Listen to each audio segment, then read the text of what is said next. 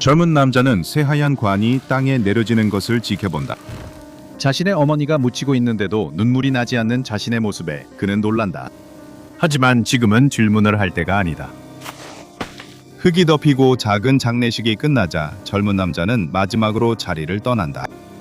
추도사를 제외하면 그는 누구에게도 단 한마디도 하지 않는다. 그녀는 끝 무렵엔 상대하기 힘들었다. 그는 어머니가 병으로 더 이상 진짜 어머니가 아니게 될 때까지 어머니를 돌봤다. 그리고 그 후로 또 2년 동안 그가 어머니에 대한 기억에서 지워버리고 싶은 말과 행동들이 있었다. 하지만 과거는 변하지 않는다. 그는 어머니의 묘비에서 시선을 들어 올리다가 약 10m쯤 떨어진 곳에서 뭔가 이상한 것을 발견한다. 교복을 입은 아마 10살쯤 되어 보이는 작은 소녀가 다른 묘비 뒤에 서 있다. 그 소녀는 낡은 플라스틱 돼지 가면을 쓰고 더러운 헝겊 인형을 들고 있다. 젊은 남자는 잠시 그녀의 가면에 뚫린 어두운 눈구멍을 바라보며 자신이 정말로 이 광경을 보고 있는 건지 아니면 스트레스와 슬픔 때문에 상상 속에서 만들어진 환영인지 궁금해한다. 그가 눈을 깜빡이자 그녀는 없어졌다. 잠시 동안 그의 마음속 어두운 구석에서 무서운 문장이 반복해서 맴도는 것을 느낀다. 넌 벌써 제정신을 잃기 시작했어? 예정된 때보다 몇 년이나 빨리. 네가 그러면 어머니가 자랑스러워하실 거야. 젊은 남자는 고개를 저으며 집으로 간다. 물론 이런 날에는 헛것이 보일 수도 있지. 극도의 감정적 고통에 빠지면 정신이 이상하게 작동하기도 하거든. 이런 날에 이상한 걸 보는 건 아주 자연스러운 일이었지. 하지만 돼지 가면을 쓴 그 작은 소녀는 정말 실제처럼 보였어. 집에 도착하는 건 비현실적인 경험이야. 오랜만에 진짜로 혼자라는 느낌을 받았어. 마치 넓고 낯선 공간에 길을 잃은 아이처럼. 뭔가가 그냥 잘못된 것 같은 느낌이 들었어. 그는 전자레인지로 데운 식사를 부엌에서 조용히 먹는다. 이곳은 너무 조용해. 외침이나 고통의 울음소리도 없다. 그는 한숨을 쉬며 설거지를 하면서 부엌 창문 밖을 내다본다. 그리고 멀리서 또 다른 이상한 광경을 목격한다.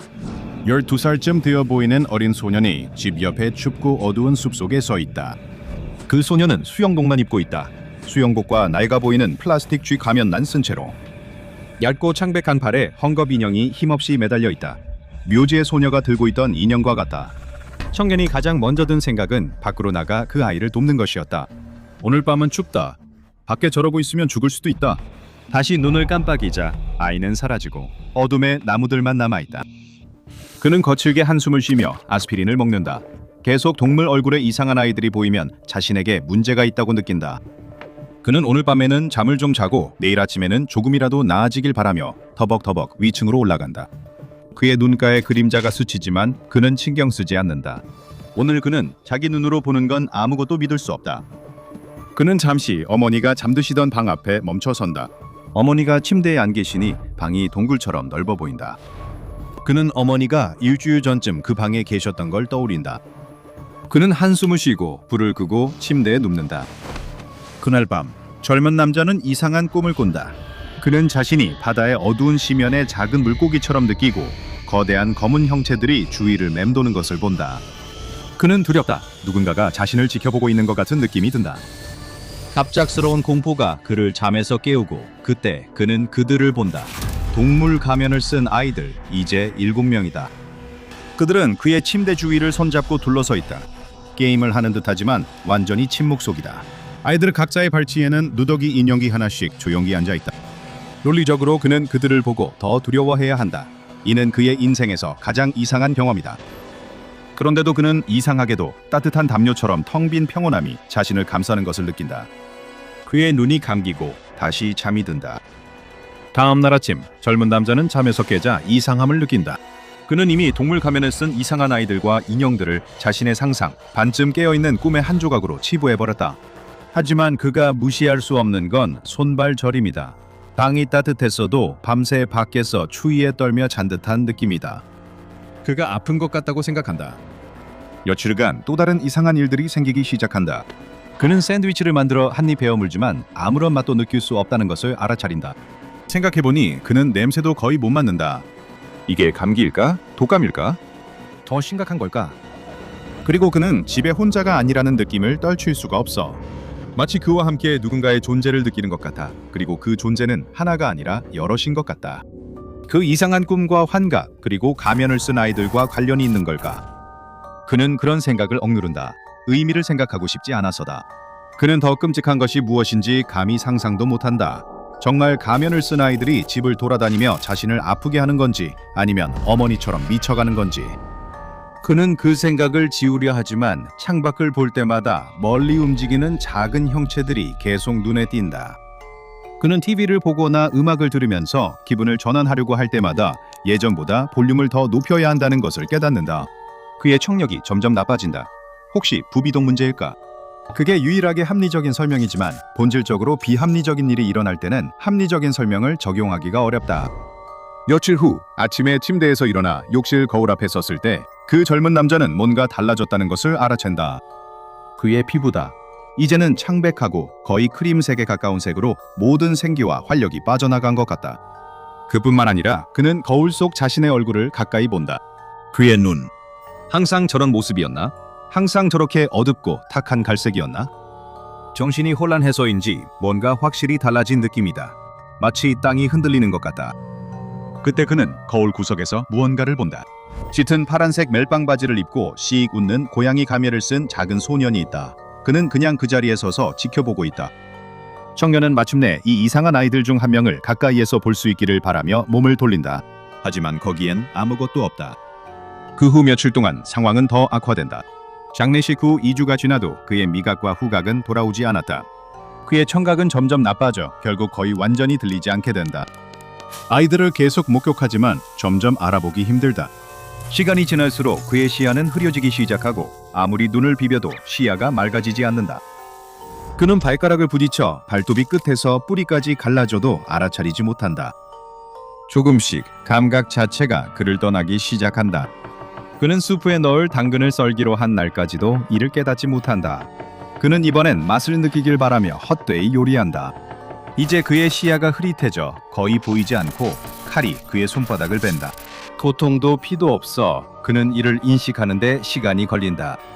그는 무심한 듯한 매혹에 사로잡혀 자신의 손바닥에 난 깨끗한 상처를 바라보며 눈앞의 형상들을 이해하려 애쓴다. 상처에서 튀어나온 저 가느다란 하얀 실 같은 것들은 뭐지? 그는 피부의 가장자리를 잡는다. 이제는 피부처럼 보이지 않고 창백하고 너덜너덜한 천조각처럼 보이지만 그는 그것을 뒤로 젖힌다. 피도 없고 힘줄도 없고 살도 없다. 그저 부풀어 오른 하얀 손만이 아래에 있다. 그는 침대에 누워있고 며칠째 계속 그렇게 지내고 있다. 그는 맛도 못 보고 냄새도 못 맡고 듣지도 못하고 느끼지도 못하며 심지어 보지도 못한다.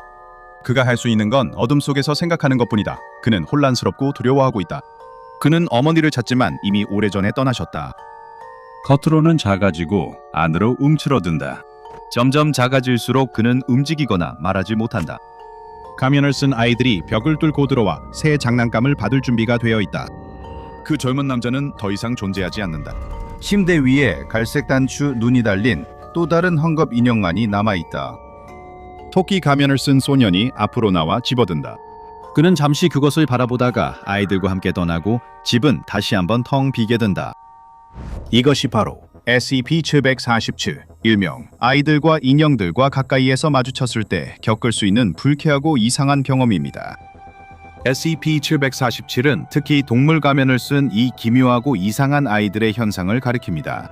연구에 따르면 가면을 제외하면 이 아이들은 모두 이 변칙적인 존재들이 처음 나타났을 때쯤 사망한 것으로 확인된 아이들과 동일하다고 합니다. 이로 인해 SCP-747 개체들은 한때 아이였던 이들의 유령적 현신이며 SCP-747의 통합적인 힘에 의해 어떤 방식으로든 뒤틀렸다는 것이 현재의 가설입니다. 이 이론은 여러 불안한 정보로 뒷받침됩니다. SCP-재단 요원들은 애도 상담사로 위장하여 사망한 아이들의 유족, 부모들을 인터뷰했습니다. 이 가슴 아픈 인터뷰를 통해 사망한 모든 아이들이 매우 소중히 여겼던 인형을 가지고 있었다는 사실을 밝혀냈습니다. 그 인형들은 아이들과 함께 묻힐 만큼 소중했습니다. 부모님들은 이 마지막 위안을 아이들과 떼어놓는 것이 너무 고통스러워 감당할 수 없었습니다. SCP-747 개체들이 인형에 집착하는 모습을 고려할 때 재단은 이러한 사실들이 매우 중요한 단서가 된다고 판단했습니다. SCP-747 개체들의 물리적 실체 혹은 그 실체의 부재는 이들이 강력한 유령적 현상이라는 이론을 뒷받침합니다. 이들은 최대 10cm 두께의 단단한 표면도 통과할 수 있으며 부분적으로만 고체이기 때문에 때때로 물체를 제대로 잡지 못하는 경우도 있습니다. 이들은 우리 현실과 가까운 차원에서 신비롭고 외롭게 살며 말을 하는 모습은 목격되지 않았지만 서로 어떤 방식으로든 소통하는 듯합니다.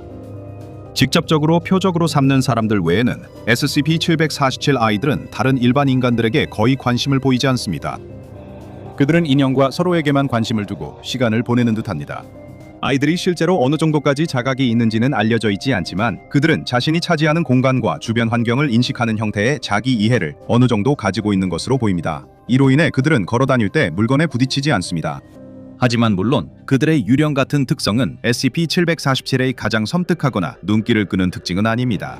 아니요, SCP-747의 진짜 위험은 그들이 인간을 인형으로 바꿀 수 있다는 사실입니다. 이 과정은 몇 초 만에 시작되지만 실제로 효과가 나타나기까지는 21일간의 고통스러운 시간이 걸립니다. 이 과정에서 아이들은 흥미로운 인간을 선택합니다. 그들의 수집품에 어울릴 만한 사람일 수 있습니다. 재단은 현재 피해자 선정에 어떤 고정된 기준이 있는지 아니면 단순히 그저 하필 그때 그 자리에 있었던 것인지 알지 못합니다. 적절한 때와 선택이 확정되면 아이들은 손을 잡고 문제의 인간을 둘러 원을 만듭니다. 이 상태는 5-7초간 지속됩니다.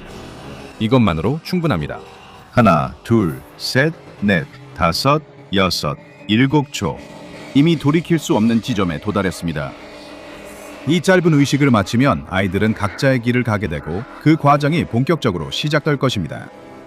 이것이 바로 SCP-재단이 SCP-747의 활동을 철저히 통제해야 하는 이유입니다.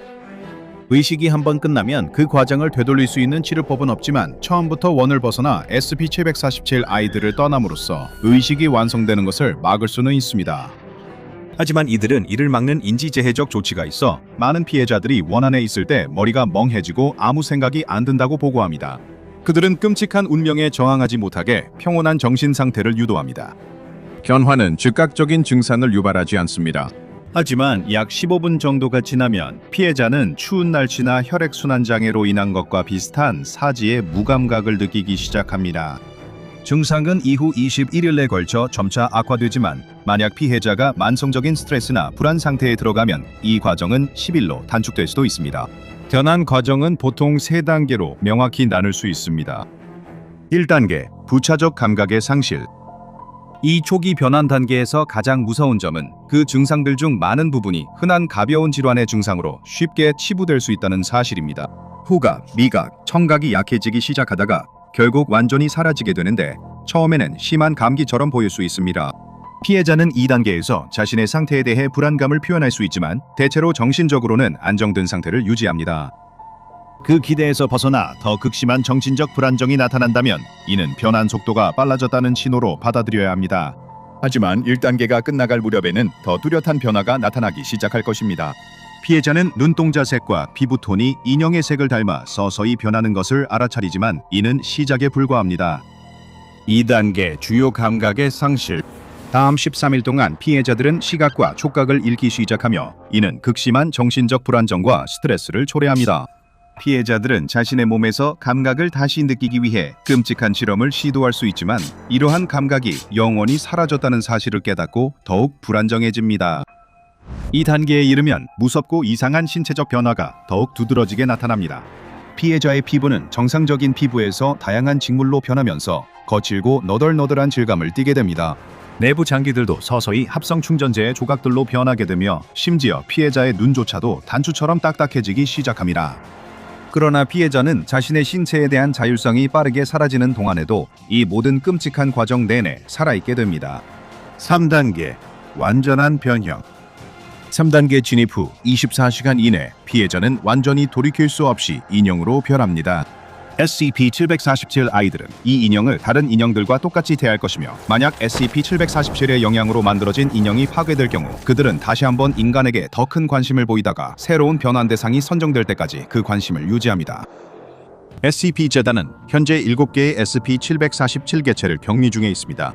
SCP-747-01은 약 7세 정도의 남아로 파란색 잠옷과 얼룩말 가면을 착용하고 있습니다. SCP-747-02는 약 12세 정도의 남아로 수영복 바지와 쥐 가면을 착용하고 있습니다. SCP-747-03은 약 10세 정도의 여아로 고급 사립학교에서 흔히 볼 수 있는 교복과 돼지 가면을 착용하고 있습니다. SCP-747-04는 약 14세 정도의 남아로 겨울 코트와 토끼 가면을 착용하고 있습니다. SCP-747-05는 약 12세 정도의 여아로 줄무늬 사리와 기린 가면을 착용하고 있습니다. SCP-747-06은 약 5세 정도의 여자아이로 미인 대회 참가자들이 입는 밝은 분홍색 드레스를 입고 염소 가면을 쓰고 있습니다. 마지막으로 SCP-747-07은 약 9세 정도의 남아로 파란색 멜빵 바지를 입고 고양이 가면을 쓰고 있습니다.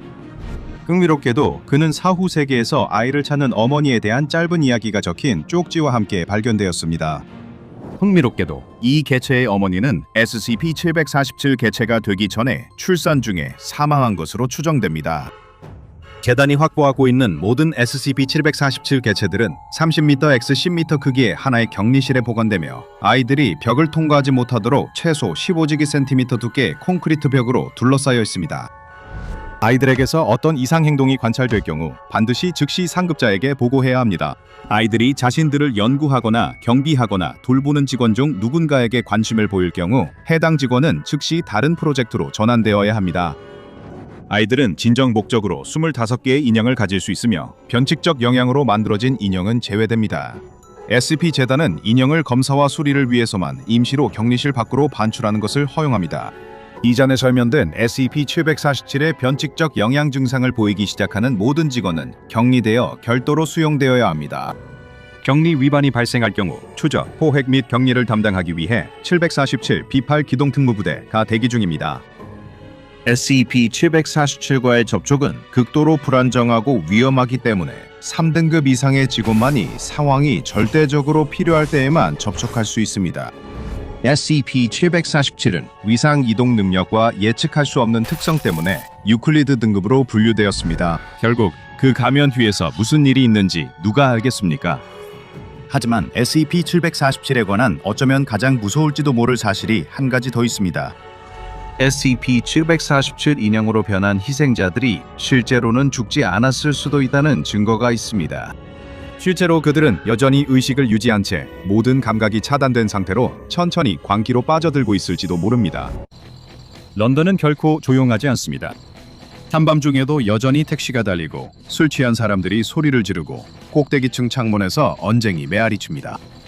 정소부와 공항 직원들은 어두운 거리를 터벅터벅 출근하지만 집으로 터벅터벅 돌아가는 바 직원들과 경비원들을 올려다보지 않습니다. 정말 완전히 조용해지지 않는 게 더 나을 것 같아요. 도둑은 누군가가 다가오는 발소리를 듣고 싶어 할 수도 있지만 거리의 소음이 자신의 발소리를 가려주는 게 아마 더 좋을 겁니다. 그가 고가도로에서 건설 현장으로 뛰어내리자마자 그의 이론이 거의 즉시 옳다는 것이 증명됩니다. 그는 철조망 울타리를 넘지만 착지할 때 발을 헛디뎌 이동식 화장실에 부딪혀 넘어집니다. 플라스틱 벽이 갈라지자 그는 소리와 함께 화장실로 굴러들어갑니다. 손을 내밀어 가까스로 몸을 멈춥니다. 그의 손이 닿은 곳을 절대 맞히지 못할 거예요. 훌륭하군요. 잠시 동안 그는 그 자리에 주저앉아 혼잣말로 투덜거리며 아무도 자신을 다치게 하지 않기를 기도합니다. 밖에는 런던 밤문화의 평범한 소음만 들립니다. 그는 당분간 안전합니다. 그는 자세를 고치고 이동식 화장실에서 나옵니다. 그는 구조물을 보기 위해 목을 젖혀야 합니다. 그는 아파트 건물 아래에 서 있습니다. 아니, 적어도 원래 아파트 건물이 되었을 곳에 서 있습니다. 그는 오늘 일찍 길 건너편 치킨 가게 주인에게 이곳을 물어봤습니다. 그 남자는 이곳이 원래 20대 젊은 직장인들을 이 지역으로 끌어들이기 위한 신규 개발 사업이었지만 공사가 한창일 때 회사가 문을 닫았다고 말해줬습니다. 이제 건물의 껍데기만 덩그러니 남아 철거를 기다리고 있습니다. 운이 좋다면 이 근처에 그가 쓸 수 있는 건설 장비가 남아있을 수도 있고 아니면 팔 수 있는 구리 전선이 조금 있을지도 모릅니다. 적어도 며칠 동안은 지낼 곳은 생길 겁니다. 화장실도 있죠. 뭐 그런 셈이죠. 그는 여기 둘러보고 곧 아내에게 전화할 거예요. 시장 노점에서 하루 종일 일한 뒤엔 오늘 밤 무료 급식소에서 쉴 자격이 있죠. 그곳은 지난 싸움 후 그를 들이지 않았어요. 그 둘은 완전히 노숙자는 아니에요. 지금은 집이 없을 뿐이죠. 도둑은 건물 안으로 들어가 어둠 속을 살핍니다. 주변에는 콘크리트와 철골이 드러나 있습니다. 아직 벽은 많지 않고 바닥과 천장만 있으며 계단과 기둥이 그 사이를 가르고 있습니다. 여기는 꽤나 노출되어 있을 겁니다. 그는 밤을 보내 좀 더 은밀한 장소가 있는지 확인하기 위해 더 높은 곳으로 올라가야 합니다. 그가 계단을 오르자 도둑은 위에서 들리는 목소리가 빈 건물에 메아리 치는 소리를 듣습니다. 그는 계단 위를 살펴봅니다. 2층은 더 구획되어 있습니다. 벽이 몇 개 세워져 있습니다. 그는 한 벽 가장자리에서 불빛이 춤추는 걸 보고 그곳에서 목소리가 들려옵니다. 경비원이 불을 피울 리 없으니 노숙자들일 거예요. 도둑은 노숙자들을 싫어합니다. 이렇게 둘러싸여 있는 건 굴욕적입니다. 그들은 도덕이나 기준 없이 거짓말하고 훔칩니다. 그는 벽에 놓인 배낭 2개를 발견합니다. 조용히 몰래 다가가면 눈치채지 않고 가방 하나를 가져올 수 있습니다. 그는 계단 꼭대기까지 살금살금 가고 어둠 속에서 금속 조각이 반짝입니다. 대형 망치가 땅에 놓여 있습니다. 그는 망치 쪽으로 살금살금 다가가 그것을 팔에 안아듭니다. 무겁지만 잘 휘두르면 분명히 자신을 지켜줄 겁니다. 그는 미소 지으며 바닥에 놓인 가방들 쪽으로 향합니다. 그는 어깨끈 아래로 조심히 손을 넣습니다. 셋, 둘, 하나. 쾅! 긴 깡통이 옆에서 떨어져 콘크리트 바닥에 튕깁니다. 방금 뭐였지? 아니, 도둑은 짐을 메고 달아나지만 이미 너무 늦었어. 누군가가 그를 붙잡아 돌려 세운다. 도둑은 비틀거리지만 넘어지지 않고 버틴다. 어둠 속 3명이 그를 둘러싼다. 그는 선택지가 없다. 그는 슬래지 해머를 힘껏 휘두른다. 들어 올릴 때마다 온 힘이 든다. 그래도 망치가 무언가에 닿는 느낌이 있다. 그는 망치를 반대쪽으로 세게 휘두른다. 그의 팔이 긴장된다. 어둠 속 남자가 비명을 지르고 무거운 것이 바닥에 떨어진다. 4사람 모두 잠시 조용히 서 있다. 도둑은 망치를 들고 경계하지만 아드레날린이 솟구쳐도 다시 휘두를 힘이 남았는지 확신하지 못한다. 하지만 다른 남자들은 그를 보지 않는다. 양옆의 2 남자는 가운데 있는 남자를 응시한다. 정확히 말하면 한때 가운데 있던 남자였던 무언가를 본다. 그 남자의 친구들은 출구로 달아난다. 그들은 뒤도 돌아보지 않고 밤속으로 달려간다. 그들 둘 다 오늘 밤 본 것을 결코 설명하지 못할 것이다. 도둑의 손이 모닥불에 데워지기까지는 오랜 시간이 걸린다. 그들은 손이 차가워서 오랫동안 떨림을 멈추지 않는다. 해가 뜨려 할 때까지 그렇게 오래 떤다. 도둑의 손에는 무언가 붉은 것이 묻어있다. 그는 깜빡이는 불빛 속에서 그것을 겨우 알아볼 수 있다. 피에 틀림없다. 그는 그것을 땅에 닦아내고 주머니에 손을 넣어 작은 벽돌폰을 꺼낸다. 배터리는 5% 남았고 심카드 통화 시간도 거의 없다. 자세히 설명할 시간도 없다. 그는 아내에게 전화를 걸어 위치를 알려주고 빨리 오라고 말한다. 그녀는 곧 육교에서 뛰어내려야 한다. 선로의 통근객이 너무 많아지기 전에. 그는 당연히 시신을 옮겼다. 사실 지금 바로 그 옆에 앉아있다. 아무나 시신을 밖에 둘 순 없었지. 불을 피운 이 작은 구석이라면 외부로부터 잘 숨겨진다. 벽에 낙서가 있는 걸 보니 여기가 인기 있는 곳이다. 누군가 와서 그를 방해한다면 그는 그들에게 어떻게 할지 알고 있다. 큰 망치가 그의 다리에 기대어 있다. 1시간쯤 후 그는 등 뒤 콘크리트 바닥에서 들려오는 발소리를 듣는다. 그는 한 번 휘파람을 분다. 2번의 휘파람 소리가 돌아온다. 그의 아내는 모퉁이에서 갑자기 멈춘다. 그는 아내에게 전화로 무슨 일이 있었는지 말하지 않고 새로운 장소만 찾았다고 했다. 그녀는 그의 옆에 누워있는 몸을 바라본다. 장미꽃잎과 촛불이 보통 더 효과적인데. 그는 어깨를 으쓱하며 불꽃을 다시 본다. 그의 잘못이 아니고 늘 정당방위였다. 하지만 그녀는 계속 쳐다본다. 이제 그는 짜증난다. 시신을 처음 보는 듯하다. 그녀는 왜 저러는 거지? 그러다 그는 그 소리를 듣는다. 희미하지만 거친 숨소리. 도둑은 아주 천천히 고개를 돌린다. 그의 옆 땅바닥에 누워 머리의 절반이 함몰된 채로 그 남자는 아직 살아있으며 공포에 찔린 한쪽 눈으로 둘을 바라보고 있다. 도둑은 슬래지 해머를 움켜쥐고 일어난다. 그건 도무지 말이 안 된다. 그의 아내도 당황한 표정이다. 그들은 땅에 누운 남자를 더 자세히 본다. 그의 머리 한 부분이 완전히 없어졌지만 그 아래의 상처는 아물어 있다. 그 아래의 살과 뇌는 마치 화상을 입은 것처럼 찢어진 듯 보인다. 내 큰 구분이 없어졌는데도 살아있을 순 없을 거야. 이상하네. 그의 아내가 중얼거린다. 그녀의 손이 그의 손과 함께 망치자루 위에 놓인다. 그녀는 그에게서 망치를 받아 노숙자의 머리를 내리친다. 몇 번 휘두르자 그의 머리는 바닥에 빨갛고 으깨진 덩어리가 된다. 이제 확실히 죽었다. 둘 다 시체를 잠시 바라본다. 더는 숨쉬지 않는다. 좋군, 문제 해결됐네. 하지만 그 빨간 죽은 피처럼 안 보인다. 믿기지 않는다는 듯이 그의 아내는 손가락을 뻗어 노숙자의 머리에 있는 빨간 죽에 찍어본다. 그녀는 그것을 입으로 가져가 맛을 본다. 살사. 그는 그녀를 믿지 않고 땅에 떨어진 빨간 것을 맛보려 몸을 숙인다.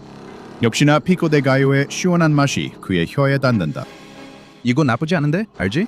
노숙자의 땀에 젖은 더러운 살결을 무시하면 사실 꽤 괜찮다. 도둑은 아내를 바라본다. 그녀는 두 손가락으로 그것을 떠 입에 넣는다. 그녀의 얼굴에 미소가 번지고 눈에는 반짝임이 스친다. 그는 이 얼굴의 의미를 알 만큼 그녀와 오래 함께 살아왔다. 그녀는 계획이 있다. 병을 찾는 것이 가장 큰 문제로 드러난다. 적어도 온전한 병을 찾는 것이 그렇다. 쓰레기통을 뒤지는 건 도둑이 좋아하는 취미가 아니었다. 노숙자처럼 느껴졌기 때문이다. 하지만 12번째 쓰레기통에서 겨우 작은 유리병 하나만 건졌을 때 그는 이제 정말 지긋지긋하다고 느낀다. 그는 썩은 감자를 아내에게 던져 머리카락에 터진다. 어디서나 냄새가 고약하지만 이 쓰레기 더미에서는 그 감자가 가장 좋은 냄새를 낼 것이다. 쓰레기 한 번만 더 던지면 또르띠아랑 네 남은 것도 다 엎어버릴 거라고 그녀가 말한다.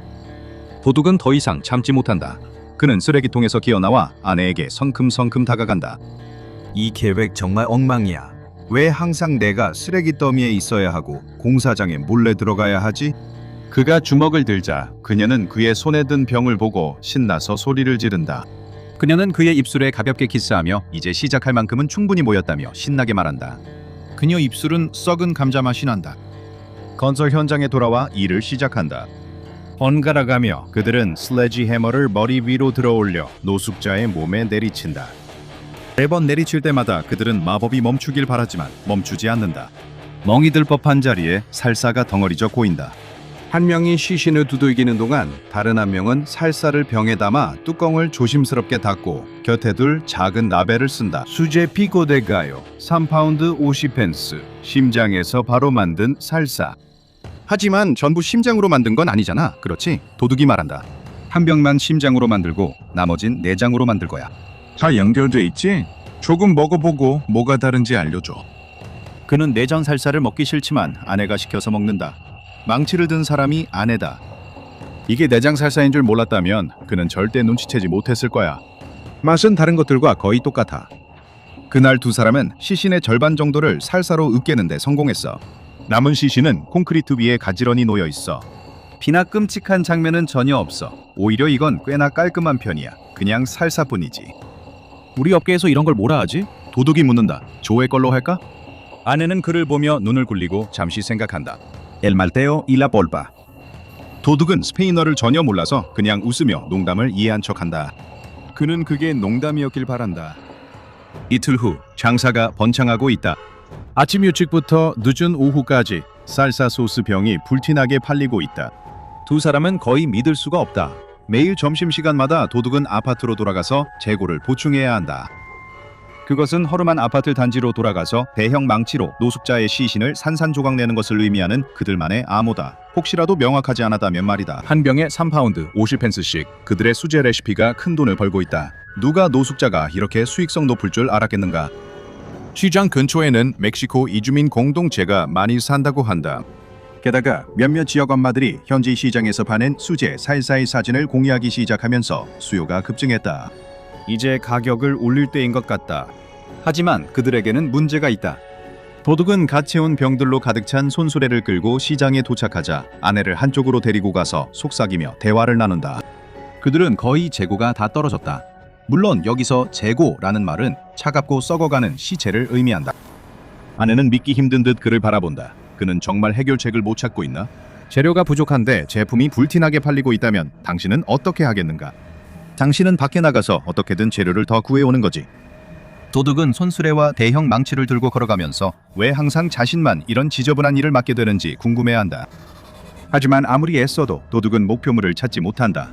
아파트 근처의 모든 거리를 돌아다니지만 운이 따르지 않는다. 그는 잠들어 있는 노숙자 한 명에게 다가가 어깨를 발로 차며 깨우려고 한다. 나쁜 생각이었다. 그 남자는 거리에서 큰 소리로 소리치며 모두의 주목을 받는다. 아무리 애원하거나 흥정해도 이 남자는 꿈쩍도 않는다. 도둑은 어쨌든 시도해보지만 그 남자가 도둑의 발목에 이빨을 박는 모습을 보고 충격에 빠진다. 도둑은 건설 현장에 있는 그들의 구석진 곳으로 절뚝거리며 계단을 올라가고 얼굴에는 찡그린 표정이 가득하다.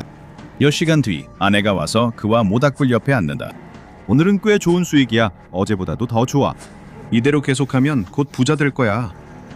그는 아내에게 웃고 그녀는 그를 음흉하게 노려본 뒤 돈을 다시 주머니에 쑤셔 넣는다. 잠깐만, 그건 약속이 없었잖아. 그들은 동업자야. 반반이라고.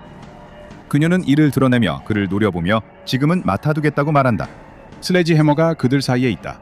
도둑은 슬쩍 내려다본다. 그의 아내도 마찬가지다. 하지만 그날 밤 운이 따른다.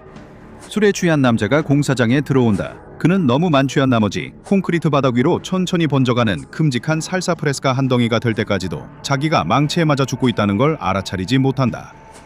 그 다음날 밤 또 다른 두 남자가 느긋하게 들어온다. 그리고 그 다음날 오후에는 도둑이 개를 데리고 있는 성가신 동네 사람을 설득해서 그곳으로 따라오게 한다. 개는 그만한 가치가 없었다. 붙잡히기 전까지 한참 뛰어다녔고 결국 중간 규모 가든 파티에 쓸 정도의 살사밖에 안 나왔다. 그래도 수확은 괜찮았다. 갑자기 일이 넘쳐나기 시작했다. 경이 계속해서 쏟아져 나왔다. 근처에 있는 모든 사람들이 계속해서 더 사러 오고 친구들에게도 소문을 내기 시작했다. 이 살사는 정말 최고야. 사람들이 레시피를 꼭 알고 싶어해. 죽은 런던 사람들, 술 주정뱅이, 개들 같은 것들이지. 엄마들 무리는 농담을 잘 모르지만 억지로 웃으려 한다. 모든 게 잘 되고 있어. 물론 도둑의 발목만 빼고 말이야. 물린 자국이 보라색에서 초록색으로 변하고 있어. 그의 발과 다리 혈관이 이상한 색으로 변하기 시작했어. 그는 정말 병원에 가야 하지만 괜찮을 거라고 생각해. 게다가 이 근처 병원들에서는 그를 별로 좋아하지 않아. 그는 병원에 자주 갔고 다른 남자들도 그로 인해 여러 번 병원에 갔다. 하지만 그날 밤 뭔가 이상했다. 그와 아내가 모닥불 옆 시체 더미에 앉아 있을 때 그는 이마에 식은땀이 맺힌다. 그의 아내는 동전을 정리해 세고 있다. 그들 앞에는 지금까지 나눠본 적 없는 많은 돈이 쌓여 있지만 그는 머리가 어지럽다. 도둑은 시체 침대에 눕는다. 그는 퇴근길에 잘못된 골목으로 들어선 투자은행가와 등을 맞대고 있다. 아직 눕지 마. 자기 전에 한 판 더 만들어야 해. 그의 아내가 노려보자. 그는 오늘 밤 피곤하고 발목이 아프다고 거절한다. 그녀는 그가 몫을 다하지 않는다며 투덜거린다.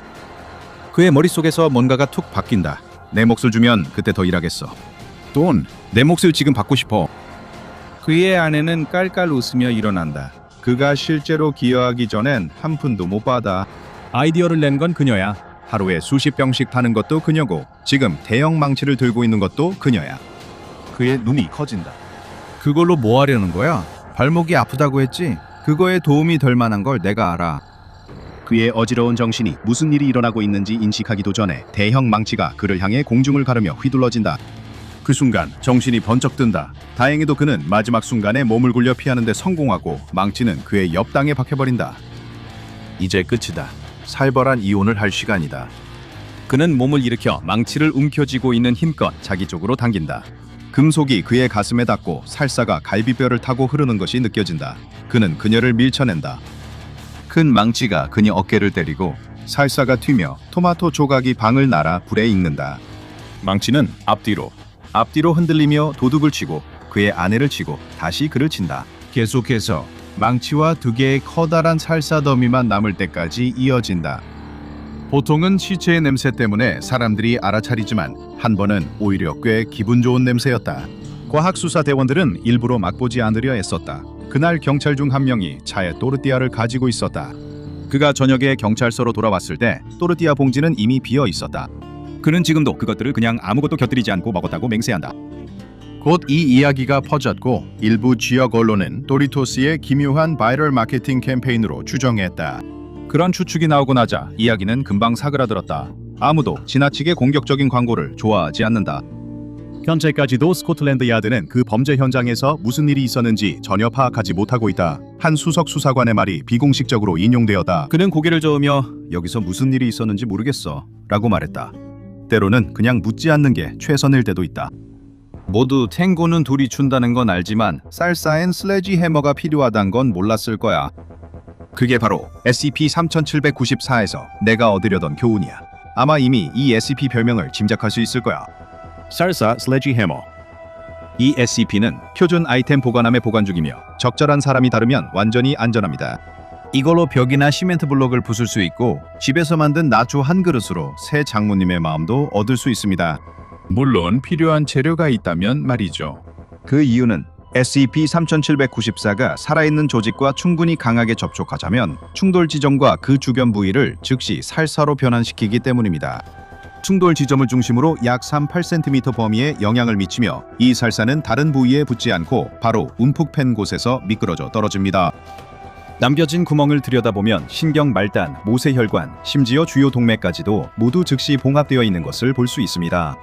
이 대형 해머는 과정에서 인간 크기만큼의 살사가 튀지 않는다면 아주 깔끔한 살인 무기가 될 수 있습니다. 하지만 몸 전체를 완전히 부숴야 합니다. 떨어진 팔다리나 조직도 여전히 뇌의 명령을 따라 기능하기 때문이죠. 우리 도둑이 이를 뼈저리게 깨달았습니다. 그 살사 자체는 맛있습니다. 아주 대단하진 않지만 나쁘지도 않습니다. 그냥 수제라는 라벨만 붙이면 사람들이 열광한다는 걸 보여줍니다. 이 대형 해머 실험은 재만되었습니다. 한 실험 대상자가 넉넉한 크기의 서빙볼 위로 머리가 오도록 눕게 선택되었습니다. 연구원들이 해머로 실험 대상자의 두개골과 뇌의 절반을 한 번에 박살냈습니다. 하지만 놀랍게도 그 실험 대상자는 계속해서 의식이 있는 모든 징후를 보였고 방안을 미친 듯이 돌아다니며 쏟아진 살사 소스에 도와줘라는 단어까지 썼습니다. 실험 대상자는 30분 뒤 바로 연구원들이 딥소스를 맛본 그 순간 사망했습니다. 그 이후로 그 대형 망치는 사물함에 그대로 보관되어 있지만 이제는 휴게실 냉장고에 살사 소스가 들어있을 때마다 어딘가 의심스러운 분위기가 감돌곤 합니다.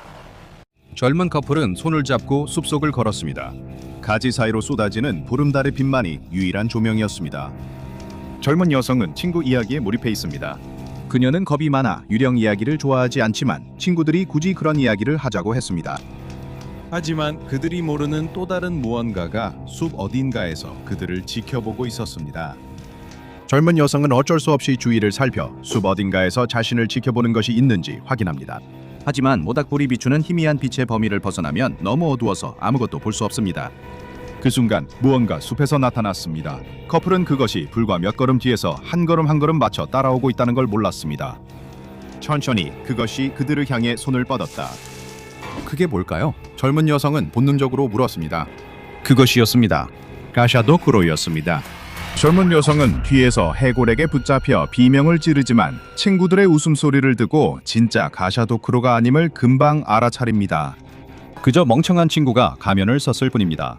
모두 웃음을 참지 못하고 젊은 여성도 조금 웃습니다. 친구가 값싼 해골 가면을 벗자 그녀는 장난스럽게 그의 팔을 때립니다. 이 바보야! 네 얼굴 표정을 봤어야 했는데. 그때 비명을 지르는 거대한 해골이 숲에서 튀어나와 젊은 남자를 들어올려 입에 넣고 삼켜버립니다. 남자는 뼈가 해골 턱 사이에서 부러지며 비명을 지릅니다. 모두가 비명을 지르며 도망치려 하지만 또 다른 거대한 해골이 숲에서 나타나 그룹 중 2명을 각각 한 손에 집어듭니다. 해골은 그들을 계속해서 서로 부딪히며 으깨고 결국 뼈 손가락 사이에 연하게 으깬 살덩이만 남깁니다. 해골은 그 살덩이를 먹기 시작합니다. 젊은 여성은 무엇을 해야 할지 모릅니다. 그녀는 두려움에 완전히 얼어붙어 움직일 수도 생각할 수도 없습니다. 그녀는 뒤에서 붙잡혀 돌아보니 이야기를 들려주던 친구였습니다. 어서 우리 가야 해. 그녀는 여전히 움직이지 않습니다. 눈앞에서 벌어지는 공포에서 눈을 뗄 수 없지만 그는 그녀의 손을 잡고 힘껏 숲속으로 끌고 갑니다. 그들이 숲을 달릴 때 거대한 해골들에게 친구들이 잡아먹히는 소리가 들려옵니다. 하지만 그들이 도와줄 수 있는 건 아무것도 없습니다. 그저 달릴 수밖에 없습니다. 두 사람은 울창한 어두운 숲을 빠르게 달리며 쓰러진 나무를 넘고 그 너머에 단단한 땅이 있기를 바랍니다. 젊은 여성의 발이 뿌리에 걸려 넘어지며 땅에 세게 쓰러집니다. 그녀의 친구가 멈춰 서서 재빨리 돌아옵니다. 그가 그녀를 진흙에서 일으켜 세우는 것을 도와주던 중 두 사람 모두 무언가를 알아차립니다. 소리가 들립니다. 또 다른 거대한 해골의 무거운 발소리입니다. 그리고 그 소리가 점점 가까워지고 있습니다. 어서 계속 가야 해. 날카로운 비명소리와 함께 거대한 뼈로 된 손이 숲에서 나와 젊은 남자를 붙잡습니다.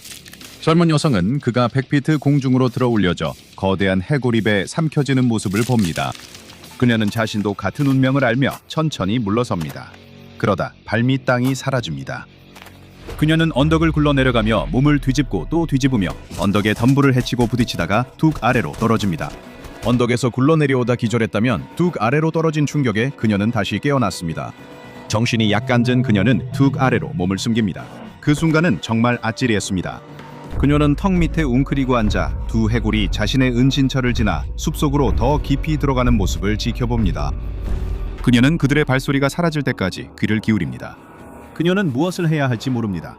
캠프로 돌아가 친구들이 살아있는지 확인해야 할까요? 친구들이 살아있다면 그녀의 도움이 필요할 수 있어요. 하지만 저런 것들이 더 있거나 그들이 그녀를 찾으러 다시 오면 어떡하죠? 그녀의 머릿속은 복잡하게 돌아가고 무엇을 해야 할지 확신이 없으며 명확하게 생각하는데 어려움을 겪고 있습니다. 언덕에서 굴러 귀에 이명이 울리고 두려움에 이가 딱딱 부딪혔습니다. 그녀는 자신이 처한 악몽 같은 상황을 이해하려 애쓰며 다음 행동을 고민하던 중 갑자기 무언가를 발견합니다. 달빛 아래 그림자가 그녀 앞당에 점점 커집니다. 그때 그녀는 또 다른 사실을 깨닫습니다. 덜덜 떨고 있는 것은 자신의 이가 아니었습니다. 그 소리는 다른 곳에서 들려오고 있었습니다. 그녀는 일어나서 뒤를 돌아보며 거대한 해골이 천천히 그녀 뒤에서 솟아오르는 것을 봅니다. 다른 해골들보다 훨씬 더 큰 이 거대한 해골이 그녀를 향해 손을 뻗습니다. 소녀는 해골이 비명을 지르기 시작하자 자신의 운명을 받아들일 준비를 하며 눈을 감습니다. 하지만 그 소리는 달랐습니다. 그녀가 눈을 뜨자 해골 얼굴에 강렬한 흰빛이 비쳐 거의 눈이 멀 뻔합니다. 해골은 고통스러운 듯 비명을 지르고 그녀는 고개를 돌려 눈을 가립니다. 그렇게 그녀는 빛의 근원을 봅니다. 그는 제복을 입은 남자입니다. 그는 마치 전술 경찰관처럼 보이지만 총 대신 거대한 손전등을 들고 해골을 향해 비추고 있습니다. 같이 차려입은 남자들이 숲에서 나타나 해골에 더 많은 빛을 쏩니다. 해골은 계속 비명을 지르지만 아무것도 할 수 없는 듯 무력해 보입니다. 그녀는 해골이 빛 속에서 서서히 형태를 잃고 천천히 분해되다가 결국 완전히 사라지는 모습을 지켜봅니다. 나중에 젊은 여성은 담요를 두르고 밴 뒷좌석에 앉아 있습니다. 경찰로 보이는 남자 중 한 명이 그녀에게 따뜻한 음료를 가져다 줍니다. 그녀는 그날 밤 본 괴물들이 친구들을 죽이고 잡아먹은 일이 아직도 믿기지 않습니다. 영화처럼 현실감이 없었습니다. 그게 가샤도크로였던 건가요? 그녀가 묻습니다. 흰색 실험복을 입은 남자가 테이블에서 작업하다가 고개를 듭니다. 그녀는 그가 어떤 종류의 의사일 거라고 생각합니다. 네, 그는 그녀에게 그렇다고 그런 취지로 대답합니다. 그들이 가샤도크로 신화를 만들었거나 그 신화에 영감을 받았을 수도 있습니다. 우리는 모릅니다. 그녀가 묻자 그는 내 친구들은 다 죽었어 라고 말합니다. 이 일이 힘들다는 걸 압니다. 거대한 변칙적 해골들에게 쫓기고 친구들이 잡아먹히는 걸 보는 건 누구에게나 견디기 어렵죠. 젊은 여성은 흐느끼기 시작합니다. 그 순간의 무게가 마침내 그녀를 덮친 것이죠. 그가 그녀에게 좋은 소식이 있다고 말하자 그녀는 훌쩍이며 의사를 올려다봅니다. 믿기 어렵겠지만 이런 일 자주 봤어요. 그리고 걱정하지 마세요. 이 일에 대해 아무것도 기억하지 못할 테니까요. 아야! 젊은 여성은 비명을 지르며 아래를 보니 그가 그녀 허벅지에 주사기를 찌르는 걸 봅니다. 그녀는 그를 밀쳐내려 하지만 이미 몸이 약하고 혼란스럽습니다. 그녀는 눈을 감기 전에 약간 비틀거리다가 기절합니다. 젊은 여성은 자신의 침실에서 밝고 쾌활한 아침 햇살에 깨어납니다. 그녀는 하품을 하고 기지개를 켜며 숲속 해골에 관한 이상한 꿈은 이미 머릿속에서 희미해지고 있습니다. 안녕하세요. 저는 닥터 밥입니다. 오늘의 파일은 일본에서 가샤도쿠로라고 불리는 무시무시한 변칙 존재에 관한 것입니다. SPP 재단에서는 SCP-2863, 즉 굶주린 해골로 알려져 있습니다. SCP-2863은 하나가 아니라 거대한 인간 해골을 닮은 존재들로 이루어진 전체 집단입니다. 이 거대한 뼈로 이루어진 생물체들의 크기는 다양하지만 평균적으로 약 30m 정도의 키를 가지고 있습니다. 정확한 개체 수는 알려지지 않았지만 200개가 넘는 개별 개체들이 확인되어 기록되었으며 각각의 뼈에는 다양한 손상이나 화상 자국과 같은 독특한 표시가 있습니다. SCP-2863 개체들은 현재 일본에서만 발견되며 해가 진 후에만 나타납니다. 이 해골들이 지성을 지녔는지는 알 수 없으나 인간을 사냥하고 먹는 행동을 볼 때 지각은 있는 것으로 보입니다. 거대한 크기에도 불구하고 이들은 원하면 매우 조용히 움직일 수 있습니다. 하지만 생존자들은 이들이 나타나기 전 덜컹거리는 소리를 들었으며 이는 이들의 이빨이나 큰 뼈가 부딪히는 소리일 수 있습니다. 이들이 인간을 잡으면 즉시 먹어치우며 소화기관이 없기 때문에 인간의 피는 곧바로 그들의 뼈로 흡수되는 것으로 보입니다. 이들이 인간의 피를 꼭 필요로 하는지 아니면 다른 이유로 포식하는지는 알려져 있지 않습니다. SCP-2863 개체들의 감시와 통제는 이전에는 일본 제국 이형사건 조사국의 책임이었습니다. 이형사건 조사국은 SCP-재단에 대응해 일본 제국이 설립한 기관으로 제국 이익을 위해 자국 내 이상현상 조사 임무를 맡았습니다. 제2차 세계대전 말기에 가샤도크로를 조사하던 이 형사건 조사국 요원들 중 일부는 기관이 해체된 후 SCP-재단으로 이관되어 해당 이상 현상에 대한 연구를 계속했습니다. 그들은 해당 이상 현상 원본 자료를 제공해 재단이 거대한 이상 해골에 대한 첫 정보를 얻게 했습니다. 이 형사건 조사국의 번역된 자료에 따르면 가시아도 쿠로는 수백 명의 집중된 고통에 의한 대량 사망으로 인해 생성된다고 합니다. 가시아도 쿠로는 결국 사라지지만 생성된 후 수세기 동안 남아있으며 그들의 슬픔이 퍼지고 희미해질 때까지 머무릅니다. 이 과정을 빠르게 할 방법은 없습니다. IJM이아 파일에는 기존 무기로는 이 기이한 해골들에게 효과가 없지만 빛을 이용해 이 존재들을 쫓아낼 수 있으며 자연광이나 인공조명 모두 충분하다고 설명되어 있습니다. 빛에 노출되면 해골들은 점차 실체를 잃기 시작하다가 완전히 사라집니다. 하지만 이것이 SCP-2863 개체들을 죽이는 것이 아니라 일시적으로만 무력화시킵니다. 같은 개체가 다음날 밤 다시 나타났다는 보고도 많습니다. IJM이아가 그들의 파일에서 언급했던 것처럼 SCP-재단 역시 SCP-2863과 대규모 고통이 있었던 장소들 사이에 연관성을 발견했습니다. 일본 제국의 이형 현상 조사 부대가 SCP-2863의 개체 203개를 확인한 반면 재단은 그 이후로 3개의 추가 개체를 발견했습니다. 이들 각각은 죽음과 파괴와 관련된 장소에서 발견되었습니다. 첫 번째 새로운 개체는 중국 난징 근처에서 발견되었습니다. 이곳은 제2차 세계대전 중 특히 잔혹한 학살이 벌어진 장소로 최대 30만 명이 사망했을 수도 있습니다. 이 개체는 1938년 학살 직후 일본 제국이 여전히 도시를 점령하고 있던 시기에 처음 이곳에 나타난 것으로 추정됩니다. 일부는 가샤도 쿠로의 출현 위치가 일본의 경계와 본질적으로 연결되어 있고 지정학적 변화에 따라 달라졌다고 추측합니다. 두 번째 개체는 일본 후쿠오카시에서 몇 킬로미터 떨어진 곳에서 발견되었습니다. 이 도시는 전쟁 중 연합군의 대규모 쏘이탄 폭격을 받았습니다. 세 번째 개체는 2011년 일본 토호쿠 지역 후쿠시마 원전 사고 발생지에서 확인됐습니다. 이 새로운 개체들은 주변 비극을 겪은 사람들과 비슷한 부상 흔적을 보였습니다. 첫 번째는 뼈가 으스러졌고 두 번째는 심한 화상을 입었으며 세 번째는 방사능 중독에서 흔한 치아 손실이 있었습니다. 이러한 부상들은 가샤도 쿠로가 인간의 고통과 연관될 수 있다는 추가 증거입니다. SCP-2863의 일시적인 특성과 무력화된 이후에도 다시 나타날 수 있는 능력 때문에 이 변칙 개체를 장기적으로 격리하는 것은 사실상 불가능해졌으며 케테르로 분류되었습니다. 개체가 목격될 경우 기동특무부대 오미크론3 이 해당 지역으로 파견되어 고출력 투광 등을 사용해 개체를 무력화하려고 시도합니다. SCP-2863에 노출되고 살아남은 민간인들은 클래스 A 기억 소거제를 투여받아 굶주린 해골들과의 끔찍한 조우를 잇고 정상적인 삶을 이어갈 수 있도록 조치됩니다. 젊은 여성 한 명이 아침에 마을에서 한동안 처리하려고 했던 몇 가지 볼일을 보고 있습니다. 그녀는 슈퍼마켓에서 장을 보고 금간 스마트폰 화면을 수리한 뒤 빵집에서 덴마크 페이스트리를 사며 자신에게 작은 선물을 줍니다. 비교적 평화로운 화요일이었지만 그녀가 좁은 골목길로 들어서면서 그들을 보게 됩니다. 겉보기에는 아무 이유 없이 모여있는 군중을 갑자기 마주하게 되면 종종 약간 당황스러울 수 있습니다. 하지만 이 군중은 어딘가 그녀를 특히 불안하게 만듭니다. 그리고 그녀는 이유를 곧 압니다. 빽빽이 모인 사람들이 모두 웃고 있습니다. 마치 모두가 그녀를 두고 잔인한 농담을 나누는 듯합니다. 겉보기에는 그들 모두가 매우 다른 사람들처럼 보입니다. 나이, 인종, 성별이 뒤섞인 콜라주 같고 각기 다른 옷과 스타일을 하고 있지만 그들은 모두 완벽하게 동기화되어 걷고 있습니다. 한 걸음 한 걸음이 완벽하게 맞춰져 있죠. 이것만으로도 그녀는 심각하게 소름이 끼칩니다. 이 이상한 사람들 무리가 무엇을 하고 있든 그녀는 전혀 엮이고 싶지 않습니다.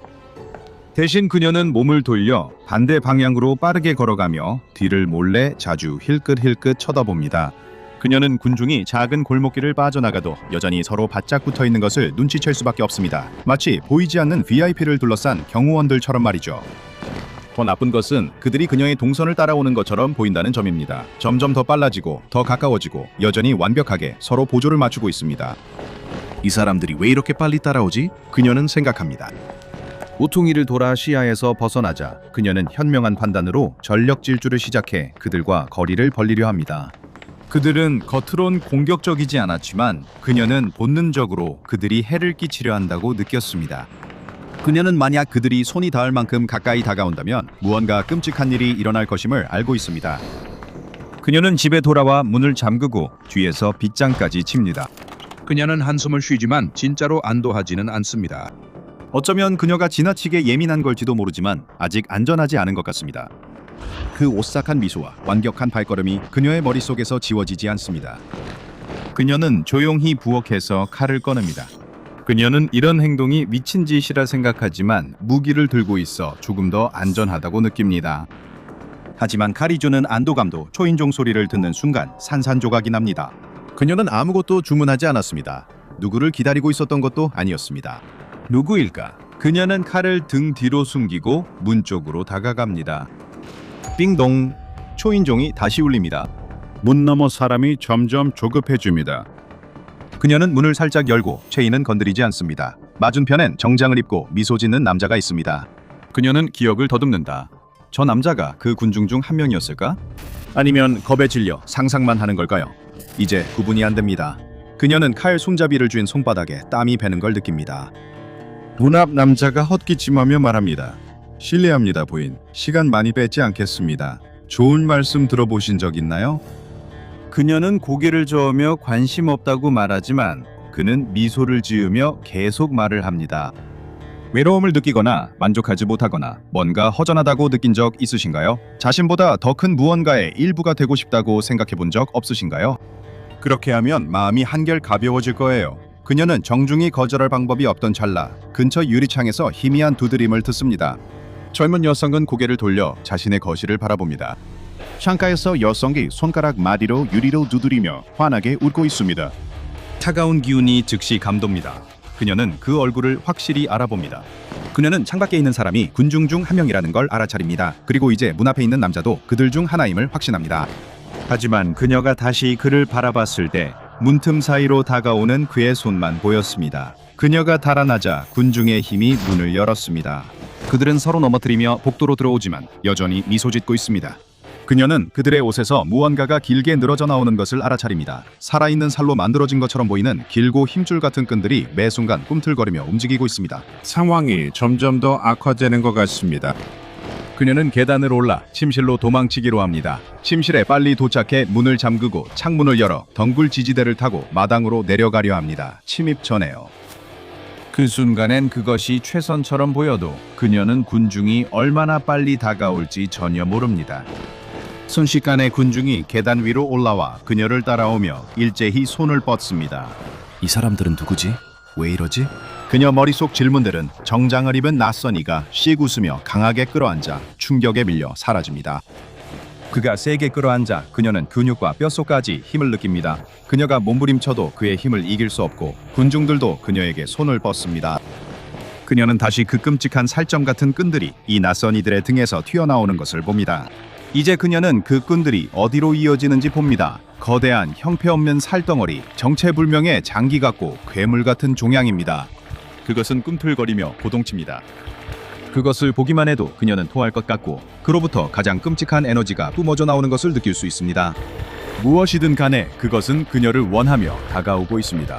본능적으로 도망치고 싶지만 이번엔 도망칠 수 없습니다. 양복을 입은 낯선 남자가 손가락이 몇 개 없어도 그녀를 꽉 잡고 있습니다. 그러나 그녀는 여전히 칼을 들고 있습니다. 그녀는 그의 등에서 거대한 살덩어리로 이어진 줄을 발견하고 단호히 주방칼로 끊습니다. 즉시 양복을 입은 남자는 그녀를 놓아줍니다. 줄의 양쪽 끝이 축 늘어지며 살색 고름이 더 튀어나오지만 그 남자 자신에게 일어난 변화는 훨씬 더 극적입니다. 그는 사방으로 몸부림치며 듣도 못한 끔찍한 거품 섞인 소리를 내고 온몸을 들썩이며 엄청난 고름을 토합니다. 고름은 소방호스처럼 그의 눈과 코에서 분출됩니다. 고름은 그의 바지 아래로 흘러내립니다. 끔찍한 물질이 쏟아져 나오면서 그의 몸은 구멍난 풍선처럼 쪼그라들고 바닥에는 젖어있는 텅 빈 피부와 옷만이 떨리며 남아 있습니다. 하지만 그녀는 방금 본 끔찍한 광경을 곱씹을 시간이 없다. 지금 이곳을 벗어나야 한다. 그녀가 몸을 돌려 계단을 계속 뛰어오르는 사이 군중은 다시 대열을 가다듬고 그녀를 쫓기 시작합니다. 그녀는 그들이 발을 맞춰 쓰러진 동료의 액체를 헤치며 달려오는 소리를 듣습니다. 그들은 거의 속도를 늦추지도 않았습니다. 그녀는 계속 달립니다. 그녀는 그저 계속 달려야만 합니다. 수많은 손이 그녀를 붙잡고 몇몇은 손목을 꽉 쥐어 칼이 쨍그랑 소리를 내며 땅에 떨어집니다. 그들은 이미 배웠습니다. 군중이 일어나 그녀를 에워쌉니다. 그녀가 아무리 발버둥쳐도 그들은 꿈쩍도 하지 않습니다. 그저 계속해서 그녀를 둘러쌉니다. 그녀는 뒤에서 맥동하는 거대한 살덩어리가 다가오는 소리를 듣습니다. 그녀는 길고 살점 같은 끈 중 하나가 자신의 등을 따라 미끄러져 올라오는 것을 느낍니다. 그 섬유질 가닥들이 그녀의 살 속으로 스며들며 연결이 이루어질 때까지 파고듭니다. 그것이 그녀의 몸에 액체를 주입하자 그녀의 눈이 뒤로 돌아가고 그 액체는 그녀의 몸속을 녹여 방금 양복 입은 남자에게서 나온 악몽 같은 진득한 덩어리로 굳게 만듭니다. 조금씩 한때 그녀였던 모든 것이 비워지고 채워지고 덧칠됩니다. 전신이 끝나자 그녀는 다른 사람들처럼 미소를 짓습니다. 하지만 이제 그녀는 더 이상 그녀 자신이 아닙니다. 그녀는 이제 그 일부일 뿐입니다. 가장 최근에 추가된 존재이자 정장을 입은 남자를 대신하는 존재입니다. 군중은 곧 완벽하게 발을 맞추며 자리를 떠나고 새로운 친구를 찾으러 갑니다. 누구나 한 번쯤은 어울리고 싶다는 욕구를 느껴본 적이 있습니다. 그러나 한 변칙 개체는 무리에 합류하려는 욕망을 극한까지 밀어붙입니다. 이것이 SCP-428, 일명 군중입니다. 가장 순수한 상태의 SCP-428은 인간 숙주 여러 명과 탯줄과 유사한 유기질 촉수로 연결된 무정형의 살덩어리입니다. 중앙의 덩어리는 현재 14명에 달하는 여러 인간 숙주들에 의해 가려져 있으며 이는 극도로 위험한 존재입니다. 한 번 개인이 그 덩어리에 흡수되면 그들은 더는 구할 수 없는 것으로 간주해야 합니다. 흡수되면 모든 희생자의 복잡한 내부 구조, 뼈, 근육, 장기, 신경계는 그들을 지배하는 무정형 덩어리와 유사한 성분의 물질로 대체됩니다. 남는 것은 그들의 피부와 희미한 형태뿐이며 SCP-428 허브에 의해 조종됩니다. SCP-428, 이 새로운 희생자를 적극적으로 흡수하지 않을 때는 휴면 상태에 들어가고 흡수된 희생자들은 허브 주위에 원을 그리며 서서 서로 들릴 만큼 중얼거리며 부드럽게 흔듭니다. 누군가 SCP-428에 2m 이내로 접근하면 SCP-428과 그 무리는 적대 상태에 들어갑니다. 놀라울 정도로 빠르고 사납게 무리의 구성원들은 불운한 희생자를 갑작스럽게 매복하여 덮치려고 하며 그들을 허브 근처로 끌고 갑니다. 이 상태가 10초 이상 지속되면 끈이 그들의 몸에 붙게 됩니다. 그리고 그들의 주요 생명 유지 시스템이 교체되며 이전의 SCP-428의 다른 희생자들처럼 그들도 무리에 동화됩니다. 하지만 만약 피해자가 이 과정이 끝나기 전에 어떻게든 탈출하게 된다면 그들의 고난이 끝나는 것은 아닙니다. 누군가가 그들의 눈을 피해 달아나면 SCP-428과 그 무리는 도망친 피해자를 찾기 위해 적극적으로 사냥 행동을 시작하게 됩니다. 그것마저 실패할 경우 그들은 주변을 배회하는 다른 인간을 동화시키려고 시도할 것입니다. 어떤 상황에서도 SCP-428과 구성원에게 안전하게 접근하는 방법은 없습니다. 그렇게 하면 죽음보다 더 끔찍한 운명을 맞게 됩니다. 피해자가 동화되면 SCP-428과 무리는 또 다른 피해자가 나타날 때까지 휴면 상태로 돌아갑니다. 재단의 연구에 따르면 SCP-428은 매달 최소 1명을 군중에 추가하려고 하며 만약 사람이 제공되지 않으면 사냥 행동을 하여 그 지역의 모든 사람을 심각한 위험에 빠뜨립니다. 그러나 SCP-428은 생각 없는 좀비떼를 조종하지 않습니다. SCP-428은 극도로 지능적인 군체의식이며 각 희생자의 지식, 기억, 기술을 흡수하고 이를 다른 구성원을 통해 다시 활용할 수 있다는 점에서 더욱 두려운 존재입니다.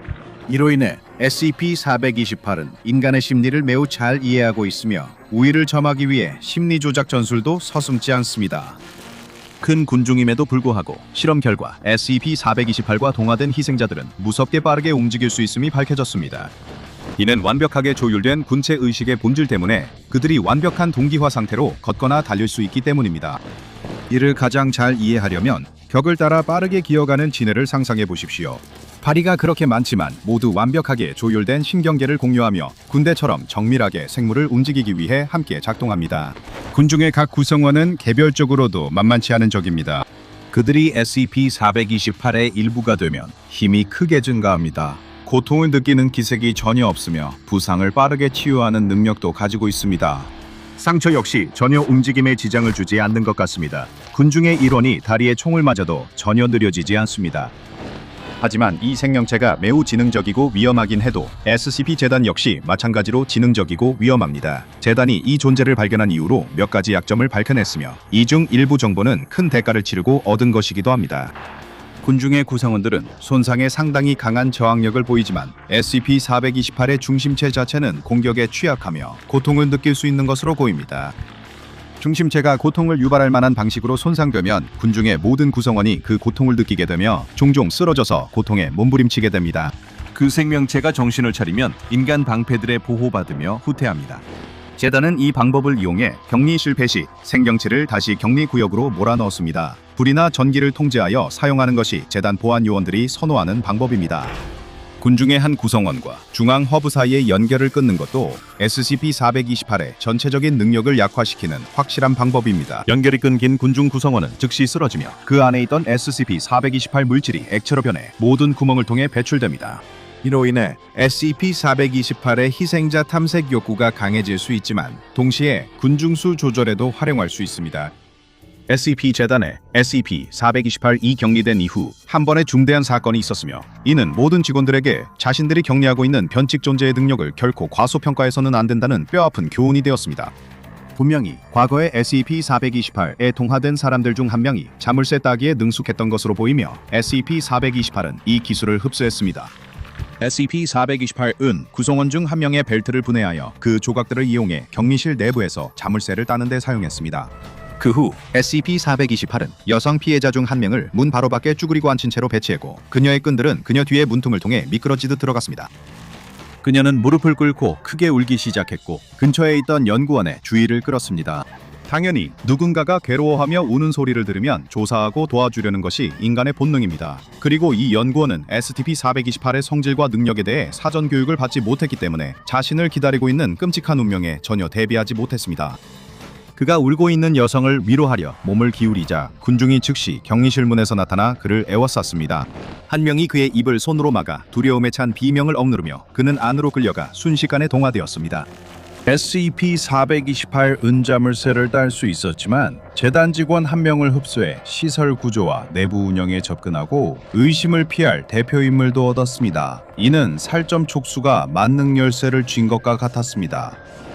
SCP-428과 그 무리는 동화된 연구원을 앞세워 건물 내를 이동하며 주요 보안 검문소를 피해 다녔고 여러 연구원과 경비원도 흡수했습니다.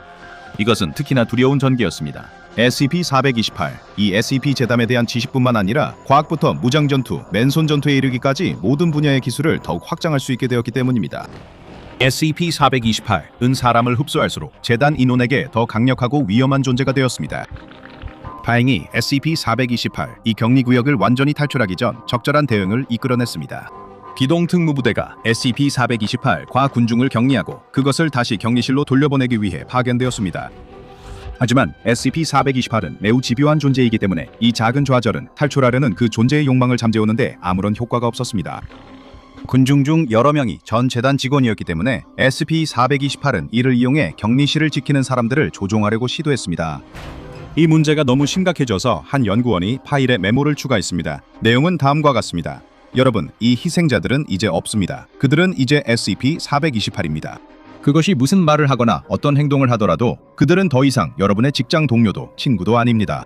이 점을 기억하세요. 이것이 여러분의 생명을 구할 수도 있습니다.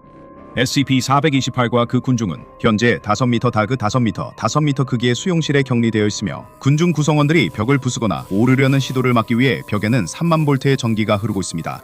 감방은 에어록을 통해 출입할 수 있으며 출입은 3등급 연구원 이하로 제한되고 2명의 무장 경비원이 동행해야 합니다. SCP-428 SCP-재단의 소중한 자산을 흡수하여 재앙적인 지식과 기술을 얻게 되는 위험을 제거하기 위함입니다.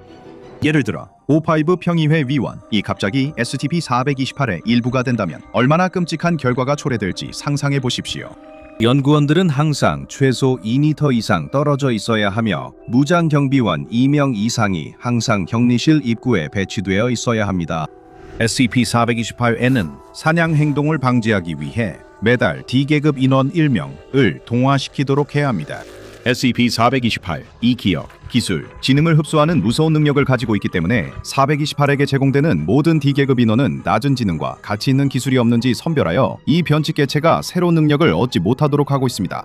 하지만 SCP-428에게 계속해서 새로운 희생자를 제공하면 전체적인 크기가 커지게 되고 그에 따라 점진적인 격리시설 업그레이드가 필요해집니다. SCP-428을 영구적으로 무력화할 가능성도 검토되고 있지만 그동안에는 지능, 기술, 예측 불가능성 때문에 유클리드 객체 등급이 부여되었습니다. SCP-재단이 더 큰 선을 위해 개인을 희생하는 조직이긴 하지만 이 집단만큼은 그들이 결코 합류를 허락할 수 없는 무서운 존재입니다. 이제 닥터밥의 기밀 파일에서 SCP-4910 그리너와 같은 영상을 시청해보세요. 이 변칙 존재도 여러분의 몸을 바꾸려 하지만 결코 좋은 의도는 아닙니다. 퀸스 출신의 한 사업가는 어릴 적부터 꿈꿔왔던 특정 손목시계를 사기 위해 수년간 돈을 모아왔습니다. 그 시계의 가격은 2만 달러가 조금 넘었습니다. 하지만 그 비싼 시계를 손에 넣은 지 며칠 지나지 않아 그는 시계 케이스 가장자리에 작은 결함이 있는 것을 발견했습니다. 그것은 작은 금속 돌기였고 처음 샀을 때는 분명히 없었던 결함이었습니다. 어쨌든 그는 그 시계에 2만 달러를 썼습니다. 처음 샀을 때 이상했다면 분명 눈치챘을 겁니다. 그는 금요일 저녁 5번가 공식 서비스 센터에 시계를 가져갔습니다. 그들은 시계를 월요일까지 새 것처럼 수리해 줄 것이라 했습니다. 이런 시계를 산다는 건 최고의 서비스를 기대한다는 뜻이죠. 사업가의 시계는 수백 개의 다른 시계와 함께 안전한 금고에 보관되었고 숙련된 기술자가 수리를 맡을 예정이었습니다. 다음에 일어난 일은 모두 보안 카메라에 찍히지 않았다면 믿기 힘들었을 겁니다. 첫 번째 시계는 그 다음 18시간 동안 변이를 시작했습니다. 그것은 유리와 금속 톱니가 뒤엉킨 채 산산조각 났고 시계 바늘이 사방으로 튀었으며 그 덩어리에서 네 다리와 금속 눈이 자랐습니다. 이 거미 같은 생물체는 저장고에 있는 다른 모든 시계비를 재빠르게 기어다녔고 또 다른 18시간이 지나자 그것들도 변이를 일으켜 방 안이 작은 금속 생물들로 가득 차 살아 움직이게 되었습니다. 한편 사이트 19에서는 한 경비원이 자신에게 지급된 재단 권총을 평소보다 유난히 잡기 불편하다는 것을 알아차리기 시작했습니다. 신경 문제나 손목 터널 증후군일 수 있다고 생각했습니다. 이 직업에서는 드문 일이 아니었습니다. 그러나 실제로 그의 권총 손잡이에 이상한 금속 돌기가 생기고 있었습니다. 그는 총 안에서 기이한 변화가 일어나기 시작하고 있다는 사실을 전혀 알지 못했습니다. 그리고 권총에 처음으로 돌기가 나타난 지 3일 만에 그것은 놀라운 변형을 겪었습니다. 그 총도 시계들처럼 변이해 네 다리와 눈 하나가 생겼고 사이트 19를 뛰어다니며 혼란을 일으키기 시작했습니다. 그 총은 무모하게 난사하기 시작했고 총알이 벽에 튕겨나가면서 잭 브라이트 박사와 소피아 라이트 박사가 그 폭주하는 권총을 제압하려다 부상을 입었습니다. 그 총은 1분이 넘는 시간 동안 지속적으로 사격을 할 수 있었고 이후 알 수 없는 방법으로 새로운 탄환을 합성하기 위해 멈췄습니다. 결국 그 무기는 포획되었고 SCP 재단 인원들에게 실질적인 위협이 된다는 이유로 곧바로 파괴되었습니다. 한편 사우스다코타의 한 보험회사 사무실에서 한 직원이 보험 청구서를 작성하느라 바쁘게 일했고 무선 키보드 측면에 작은 플라스틱 돌기가 생긴 것도 거의 눈치채지 못했습니다. 그것은 비교적 별다른 일 없이 6일 동안 그렇게 남아 있었고 마침내 완전히 변형되었습니다. 그것은 다리와 키가 뒤엉킨 혼란스러운 형태로 변했고 몸통 위에는 질문하세요. 우리가 대답하겠습니다. 라는 문구가 키로 새겨져 있었습니다. 그것은 사무실을 돌며 여러 기술 장치와 일부러 부딪히는 행동을 했습니다. 놀란 직원들은 이 기계 생물의 키에 완전한 문장을 입력하면 그것이 약 1시간 동안 비활성화된다는 사실을 알게 되었고 당시 그 자리에 있던 모든 사람들은 크게 안도했습니다. 뉴멕시코에서 한 어린아이가 새로 산 말하는 액션 피규어 목덜미에 플라스틱 돌기가 생겨 평생 지울 수 없는 상처를 입을 뻔했습니다. 아이는 그것에 별로 신경 쓰지 않았습니다. 하지만 돌기가 생긴 지 열흘도 안 되어 그 장난감은 무시할 수 없는 변화를 겪게 되었습니다. 장난감이 터지자 머리에서 네 다리가 자라나 부서진 몸에서 도망쳤습니다. 소년이 이를 보고 어머니를 불렀습니다. 그것이 놀라운 속도로 자신을 향해 달려오기 시작하자 그는 비명을 지르며 도망쳤습니다. 눈까지도 어쩐 일인지 사라져서 더욱 무시무시해진 그 머리는 작은 소년의 목소리로 엄마, 내 장난감이 이상해요. 라고 계속 반복했습니다. 그와 어머니가 나중에 재단의 기억 소고제를 받지 않았다면 그는 그 경험으로 평생 트라우마를 겪었을 것입니다. 아이다호에 혼자 사는 한 노부인은 자신의 텔레비전에서 이상한 일이 일어나고 있다는 것을 알아차렸습니다. 텔레비전 위쪽에 뒤틀리고 불룩한 플라스틱 덩어리가 생기기 시작한 것이었습니다. 그녀는 TV 수리공이나 전화도 자주 하지 않는 아들에게 연락해 TV를 봐달라고 하기로 했습니다. 하지만 인생에서 흔히 그렇듯이 그녀는 그 일을 잊어버렸고 아무런 조치도 취하지 않은 채 2주가 흘렀습니다. 이것은 실수였다는 것이 드러나게 됩니다. 물론 어떤 TV 수리공도 실제로 도울 수 있는 일은 아니었지만요. TV에서 거미처럼 생긴 4개의 긴 다리와 하나의 눈이 튀어나왔습니다. 화면에는 항상 텅 빈 방 한가운데 공중에 떠있는 움직이지 않는 인물의 흔들리는 영상이 계속해서 나왔습니다. 이런 평소와 다른 방송은 노부인을 크게 불안하게 했고 TV가 그녀를 향해 다가오기 시작하자 그 불안은 더욱 커졌습니다. 한편 시리아에 주둔 중인 탱크를 조종하던 군인들은 차체에 작은 금속 융기가 있는 것을 발견했습니다. 전장의 탱크는 자연스러운 마모와 손상 때문에 누구도 작은 결함엔 신경 쓰지 않았습니다. 이런 상황은 한 달 반 동안 계속되었고 마침내 가장 예상치 못한 방식으로 비극이 닥쳤습니다. 사이트 19에 있던 권총처럼 그 탱크도 다리가 생겨 사방으로 포격을 시작했고 주변의 기반 시설을 파괴하며 그 근처에 있던 수많은 사람들을 죽였습니다. 그 탱크는 구분도 조준도 제대로 못하는 듯 했습니다. 그 탱크는 군인, 민간인 구분 없이 포격했고 대전차 무기로 무장한 여러 부대가 동원되어 겨우 제압됐습니다. 그날 무슨 일이 있었는지는 끝내 밝혀지지 않았습니다. 많은 이들은 전쟁 압박 속 탱크 조종사가 정신적으로 무너져 폭주했다고 여겼으나 진실은 끝내 알 수 없었습니다. 그렇다면 진실은 무엇일까요? 왜 이 모든 기계들이 평범한 것부터 재앙적인 것까지 스스로 의식을 가진 듯 행동하며 전 세계에 혼란을 일으키고 있는 걸까요? 제가 설명해 드리겠습니다. 이것들은 SCP-658의 사건 보고서 파일 캐비닛에 보관된 몇 가지 사례에 불과합니다. SCP-658은 기생하는 기계적 존재로 봇 쇠파리라고도 알려져 있습니다. SCP-658 개체들은 매우 번식력이 강한 변칙적인 생물종으로 몸의 아래쪽에 4개의 길고 가는 다리와 윗부분 어딘가에 하나의 큰 기계식 눈이 있는 것이 특징입니다. 이들은 인공적으로 만들어진 기계 장치와 접촉함으로써 번식하지만 기생 감염의 정확한 방식은 명확하지 않습니다. 단순히 접촉하는 것만으로도 해당 물체를 성장 중인 SCP-658 배아의 번식 포드로 변화시키기에 충분하며 임신 기간은 감염된 물체의 크기와 복잡성에 따라 달라집니다. 배아는 물체 표면에 금속이나 플라스틱 돌기 형태로 나타나며 훈련되지 않은 눈에는 단순한 생산 결함처럼 보일 수 있습니다. 이렇게 하면 배아는 안전하게 보호되며 주변의 기계 구조를 흡수해 자기 생체 기계적 구조에 통합합니다.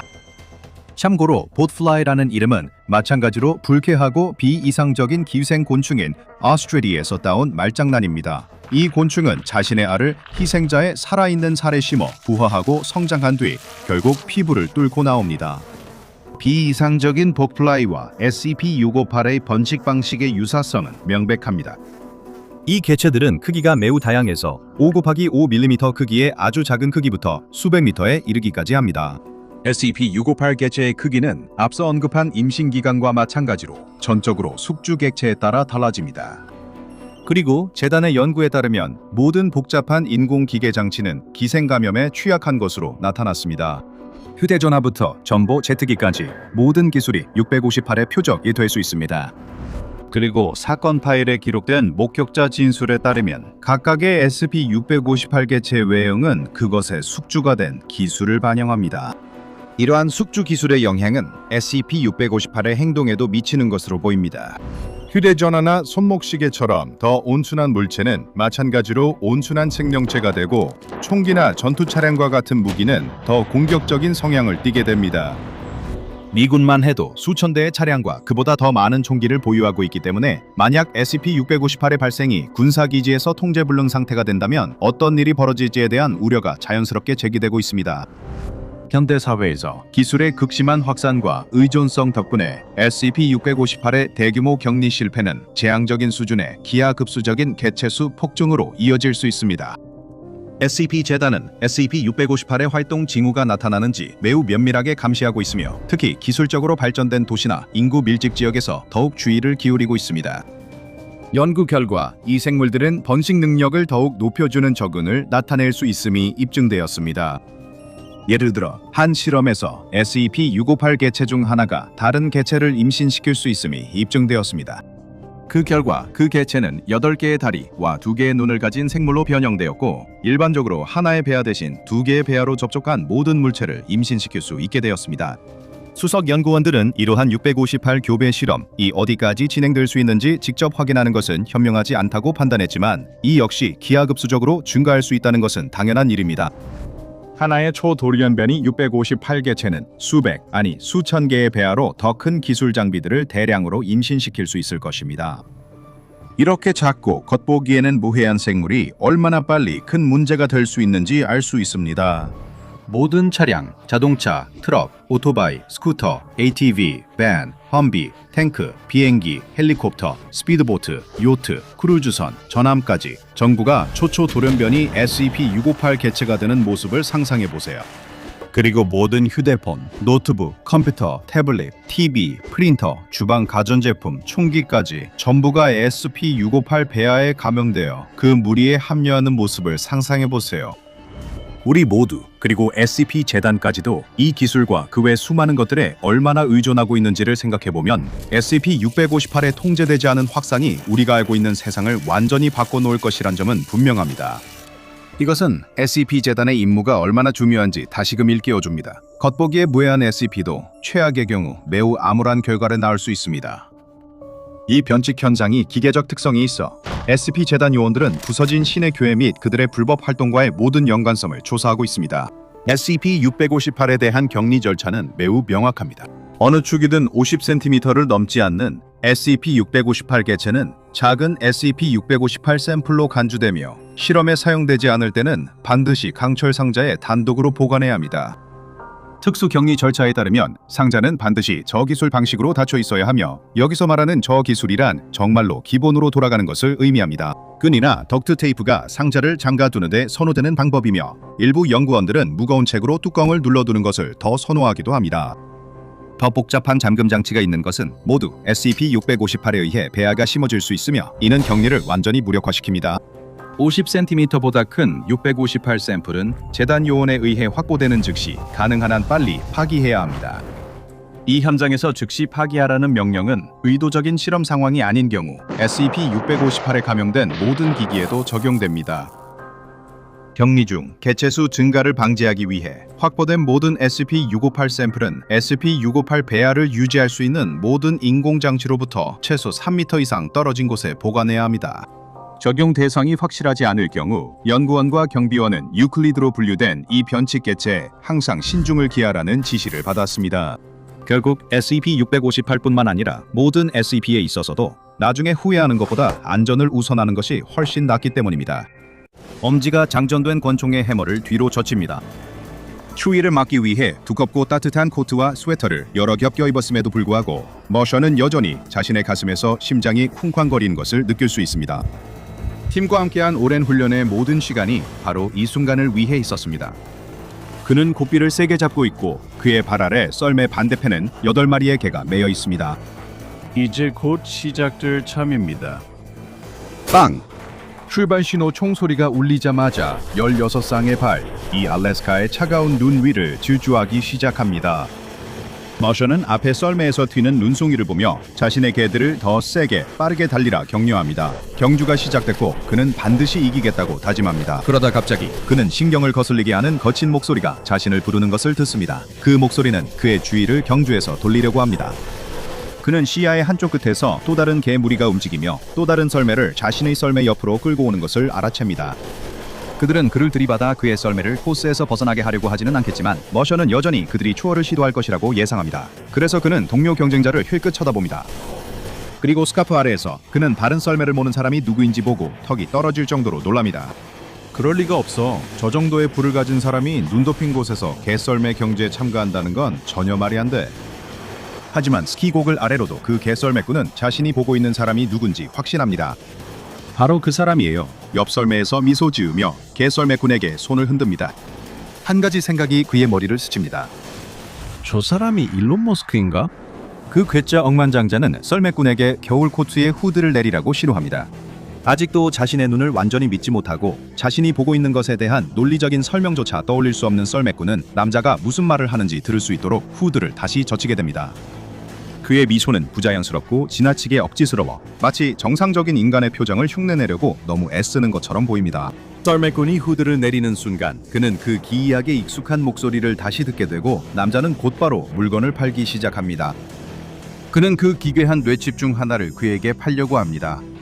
썰매꾼은 억만장자가 위험한 이식장치에 대해 했던 이상하고 믿기 힘든 주장과 관련된 기사를 읽은 기억이 있습니다. 사람들이 그의 제품이 사기란 걸 이미 알아서 이제 무작위로 썰매 경주자들에게 제안하는 걸까? 아, 경주. 그 머셔는 그 집요한 억만장자 때문에 너무 정신이 팔려서 앞에 있는 길에 집중하는 걸 거의 잊을 뻔한다. 그리고 그가 정말 머리에 마이크로칩을 이식하고 싶어도 그는 그 가격을 감당할 수 없다. 그는 그 남자에게 꺼지라고 한 뒤 개들에게 집중한다. 곧 옆에서 제트 엔진 폭발 같은 소음이 들리고 거대한 눈벽이 몰려온다. 그것은 눈사태였다. 몇 시간 후 개설매꾼은 눈 속에서 끌려나와 병원에서 깨어난다. 의사가 무슨 일이냐고 묻자 그는 일론 머스크가 자신에게 최첨단 기술을 팔려고 해서 정신이 팔렸다고 답한다. 이에 의사는 즉시 뇌검사를 지시한다. 하지만 뇌검사 결과는 아무 이상이 없었다. 뇌 손상도 불법 약물도 없었다. 하지만 개썰매꾼은 끝까지 자신의 이야기를 고수한다. 그날 슬로프에서 일론 머스크가 자신을 정신을 빼앗았다고 말이다. 일론 머스크와 그의 사이보그 괴물이. 그날 늦게 검은 정장을 입은 평범한 남자가 나타나 자신이 심리 전문가라고 주장한다. 의사들은 검은 정장 남자와 개썰매꾼만 남긴다. 그 이상한 남자는 모든 세부 사항을 기록하며 판단이나 반박을 하지 않는다. 그는 일론 머스크, 사이보그계, 눈사태 등 모든 기이한 세부 사항을 듣기만 한다. 이야기가 끝나자 검은 옷의 남자가 자켓에서 사진을 꺼내 썰매꾼에게 언덕에서 본 사람이 맞는지 묻는다. 하지만 아니다. 사진에는 기이한 생명체가 찍혀 있다. 어렴풋이 인간의 형태이지만 여러 쌍의 팔과 머리 위에서 뿔이 돋아나 있다. 그가 언덕에서 본 남자와 이 생명체가 닮은 점은 얼굴뿐이다. 그 얼굴은 일론 머스크의 얼굴이다. 이 모든 시련은 개썰매꾼을 극도로 괴롭게 만들지만 검은 양복을 입은 남자는 여전히 침착하다. 그는 개썰매꾼에게 모든 것은 나아지게 해줄 수 있다고 말한다. 그는 개썰매꾼에게 특별한 약을 건네주고 그 약은 그가 언덕에서 보낸 시간의 기억을 희미하게 만든다.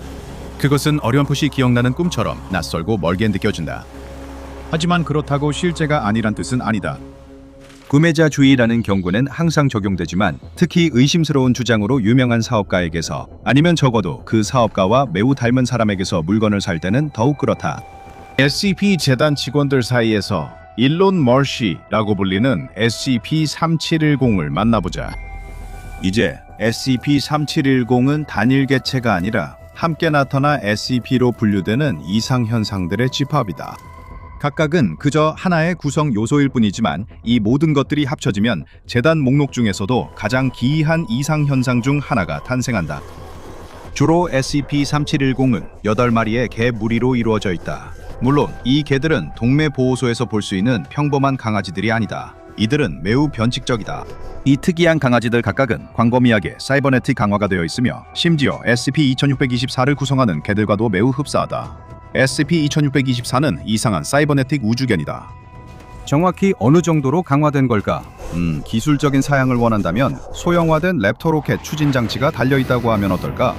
이 사이버네틱 개들은 메탄 연료 로켓 부스터를 전착하고 있으며 재단 연구원들은 이 부스터에 개의 소화기관에서 발생한 가스가 연료로 사용된다고 믿는다. 이 8마리 사이버네틱 개는 모두 썰매에 매여 있어 첨단 기술과 저기술 운송 수단이 독특하게 섞여 있다. 하지만 SCP-3710은 말이 되는지는 신경 쓰지 않는 여러 변칙 현상 중 하나일 뿐이다. 썰매는 외관상 평범하지만 뒤쪽에 용접된 2개의 랩터 로켓 추진 장치가 추가된 것이 특징이다. 그러니까 이건 정말 빠르게 달리는 걸 좋아하거나 완전히 미친 사람이 개조한 개썰매라는 거지. 아니면 둘 다일 수도 있지. 개썰매의 나무 바닥에는 큰 흰색 X 표시도 그려져 있지만 그건 이 나무 자체의 가장 이상한 특징과는 거리가 멀어. SCP-3710의 이 부분을 만드는 데 사용된 재료는 인간이 알고 있는 어떤 나무보다도 더 강해. 아마도 어떤 변칙적인 방법을 통해 얻어진 것으로 보이는데 원래는 매우 잘 타는 재료임에도 불구하고 물리적으로 불가능할 정도로 불에 대한 저항성을 가지고 있어. 8마리 개의 로켓에서 나오는 과도한 열이나 썰매 자체에 장착된 2개의 로켓 모두 이 나무 썰매가 불에 타게 만들기에는 충분하지 않아. 그냥 불에 타지 않아서 놀랍게도 일반적인 테슬라보다도 더 안전한 탈 것이대. 그리고 이 변칙적인 개썰매의 운전자가 있어. SCP-3711은 자신이 세계에서 트위터에 가장 중독된 사업가 일론 머스크라고 주장하는 인간형 개체야. 하지만 이 존재는 매우 알아보기 쉬운 얼굴을 제외하면 실제 억만장자와는 외형이 완전히 달라. 가장 눈에 띄는 기본적인 신체적 차이점은 물론 이 존재가 4개의 팔을 가지고 있고 2개골에서 뚜렷하게 튀어나온 뿔을 가지고 있다는 점이야. 일론 머스크의 인형꿀을 유창하게 구사함에도 불구하고 SCP-3711은 동일한 행동 특성을 전혀 공유하지 않아. 이것이야말로 이 변칙 개체의 분명한 장점이지. SCP-3711을 연구하는 SCP 재단 연구원들은 이 존재와의 모든 기록된 상호작용을 통해 그 태도가 거친 CEO라기보다는 방문 판매원에 더 가깝다는 사실을 발견했어. 하지만 이런 명백한 차이점에도 불구하고 SCP-3711 개체와 상호작용하게 되는 불운한 사람은 누구나 잠재된 밈 효과 때문에 그 존재가 실제로 일론 머스크라고 믿게 돼. 그리고 그게 분명히 모두에게 불쾌한 일이지만 상황은 조금 더 나빠져. 우리가 SCP-37101 개체라는 표현을 쓴 걸 눈치챘을 수도 있는데 맞아, 한 명이 아니라 여러 명이야. 구체적으로 말하면 다행히도 현재 재단이 알고 있는 건 2명뿐이야. 둘 다 로켓 추진 사이버독이 끄는 썰매를 타고 나타나지. 이제 썰매를 모는 전기차 CEO가 한 명 이상 존재할 수 있다는 끔찍한 가능성에서 벗어나고 나면 앞서 언급한 사업가와 개썰매 스포츠 사이의 연관성에 대해 혼란스러울 수도 있어. 재단도 똑같이 혼란스러워하고 있지만 지금까지 알고 있는 건 이렇다. SCP-3710, 즉 로보독스와 썰매, 그리고 정말 짜증나는 그 승객은 ID 타로드 트레일 개썰매 경주 코스에서 무작위로 나타나는 것으로 알려져 있다. 이것은 매년 3월 초 알래스카에서 열리는 장거리 개썰매 경주 대회다. 이 경로는 주 최대 도시 앵커리지에서 남쪽 스워드 반도의 놈까지 이어진다. 출연하면 SCP-3710은 ID 타로드에 참가 중인 특정 경주자를 쫓기 시작하며 그 경주자와 나란히 달리거나 최소한 목소리가 들릴 수 있는 거리까지 따라간다. 이제 이 변칙 존재가 썰매 경주에 참가하거나 다른 참가자에게 해를 끼칠까 걱정할 수 있습니다. 그 목표가 ID 타로드를 방해하는 것이지만 해를 끼친 사례는 없습니다. 한번 다른 썰매 경주자의 주목을 받으면 SCP-3710은 그 경쟁자가 억만장자의 여러 회사 중 하나에서 현재 생산 중인 최신 제품을 구매하도록 설득하려고 시도합니다. 만약 연리의 개썰매 경주 중에 세계적으로 유명한 CEO처럼 보이는 사람이 사이버네틱 개들이 끄는 썰매를 타고 옆에 나타난다면 당신은 두 가지 중 하나를 하게 될지도 모릅니다. 첫째, 그를 피하려 속도를 높이거나 둘째, 호기심을 충족하기 위해 그의 말을 들어볼 수 있습니다. 하지만 ID 타로드에 참가하는 일반 참가자들은 그 억만장자가 운영하는 여러 회사에서 제공하는 최첨단 제품 중 하나를 보통 감당할 수 없습니다. 그래서 당연히 그들은 보통 거절합니다. 왜냐하면 그들이 그렇게 비싼 것을 필요로 하지 않거나 감당할 수 없기 때문입니다. 하지만 이것이 SCP-3710을 막지는 못합니다. SCP-3710 이 흉내내는 사람과 공통적으로 지닌 특징은 평범한 사람의 재정 상태를 이해하지 못한다는 것입니다. 그래서 SCP-3710은 다른 썰매 경주자가 최소 3번 이상 거절할 때까지, 때로는 더 많이 거절해야 할 때도 있을 정도로 계속해서 제안을 합니다. 이렇게 해서야 비로소 메시지가 제대로 전달됩니다. 그렇게 하고 나서 SCP-3710은 보통 더 이상 협상에 관심이 없다고 말하며 출발합니다. 그리고 8마리의 로봇계에 달린 추진장치와 썰매 뒤쪽에 추진장치 2개를 작동시킵니다. 이 위험한 랩터 부스터들은 다른 경주자들에게 화상, 강풍에 의한 타박상 등 다양한 위험을 초래할 수 있습니다. SCP-3710의 최초 기록된 등장은 1995년에 일어났습니다. 그해 ID 타로드 경주 기간, 그는 여러 경주자들에게 집2 소프트웨어 라이선스를 여러 차례 판매하려고 시도합니다. 각 라이선스를 무려 $50,000에 판매하려 했기 때문에 참가자들 중 누구도 관심을 보이지 않았습니다. ID 타로드 95가 끝난 직후 SCP 재단은 그 이상 현상에 대해 조사하기 시작합니다. 그들은 진짜 앨런 머스크 본인에게 직접 연락하는 것부터 시작합니다. 앨런 머스크는 자신이 뉴욕시에 있었다고 재단에 말했으며 이는 ID 타로드 개최지에서 3,000마일 이상 떨어진 곳입니다. 재단은 썰매 경주 중에 나타난 존재가 실제로 사칭자임을 확인한 후 다음으로 그 이상 현상을 포획하려고 시도합니다. 이 시도는 전혀 잘 풀리지 않습니다. 재단은 6명의 요원을 개썰매 경주자로 위장시켜 파견합니다. SCP-3710이 또다시 나타나지만 포획을 위해 파견된 6명의 팀을 교묘히 따돌립니다. SCP-3710은 부스터를 작동해 날아가며 6명의 재단 요원을 무심코 눈사태에 파묻습니다. 하지만 이제 우리 모두가 잘 알다시피 SCP 재단은 한 번의 시도만으로 포기하는 조직이 아닙니다. 그들은 SCP-3710을 포획하고 신문하기 위해 수차례 시도하며 심지어 그 존재를 봤다고 주장하는 ID 타로드 참가자들에게 기억 소고제까지 투여합니다. 그렇게 하면 기억이 지워진 참가자들로 인해 기묘한 썰매 경주 영업사원에 대한 소문이 대중에게 퍼지지 않습니다. 매년 알래스카 썰매 경주가 열릴 때마다 현장에 있는 재단 요원들은 특수 마취총을 사용해 SCP-3710을 포획하려고 시도합니다. 하지만 그런 마취총은 대개 통하지 않습니다. 이 변칙 개체는 로봇 개들의 부스터를 이용해 날아가 버리거나 비현현 상태가 되면 아예 완전히 사라져 버리기 때문입니다. 하지만 여러분은 아마 경주 도중 누군가가 SCP-3710의 터무니없는 제안을 받아들이면 무슨 일이 일어나는지 궁금해하실 겁니다. 누군가 정말로 이 변칙 개체에게서 터무니없이 비싼 전기차나 잠재적으로 치명적인 뇌칩을 구매할 수 있을까요? 재단도 바로 그와 같은 질문을 고민했고 여러 차례의 격리 시도 중 하나에서 답을 얻을 수 있었습니다. 샤이앤 매코믹 요원은 연례 이디타로드 개썰매 경주에 잠입해 참가하라는 임무를 받습니다. 재단 상부로부터 받은 지시는 명확합니다. 만약 SCP-3710을 마주치게 된다면 처음 두 번은 무엇을 반려해도 거절해야 합니다. 하지만 세 번째로 제안할 때는 매코믹은 받아들이라는 지시를 받았습니다. 10만 달러 받은 직불 카드를 들고 그녀는 썰매를 타고 출발합니다. 그러나 중요한 정보가 하나 빠져 있습니다. 아무도 매코믹 요원에게 SCP-3718-1이 어떻게 생겼는지 알려주지 않았습니다. 이디타 로드에서 개들이 썰매를 끌고 달릴 때 매코믹 요원은 자신의 개들 옆에 또 다른 개무리가 함께 달리는 것을 발견합니다. 몇 초 뒤 그녀는 곧 다른 썰매에서 자신을 부르는 목소리를 듣게 됩니다. SCP-3710-1은 그녀를 소중한 고객으로 맞이하며 다소 어색한 인사말로 자신의 판매 제안에 대한 소개를 시작합니다. 그것은 불리한 상황에서도 중요한 일을 해야 한다는 이야기로 시작합니다. SCP-3710-1은 브랜드란 단지 인식일 뿐이며 인식은 시간이 지나면서 변할 수 있다고 주장합니다. 그리고 브랜드는 제품에 대한 집단적 인상일 뿐임을 이전 주장보다 더 강조합니다. 그때 SCP-3711이 그녀에게 새 테슬라 전기차를 제안합니다. 혼란스러운 요원은 SCP-3711이 자신이 생각하는 그 인물이 맞는지 질문합니다.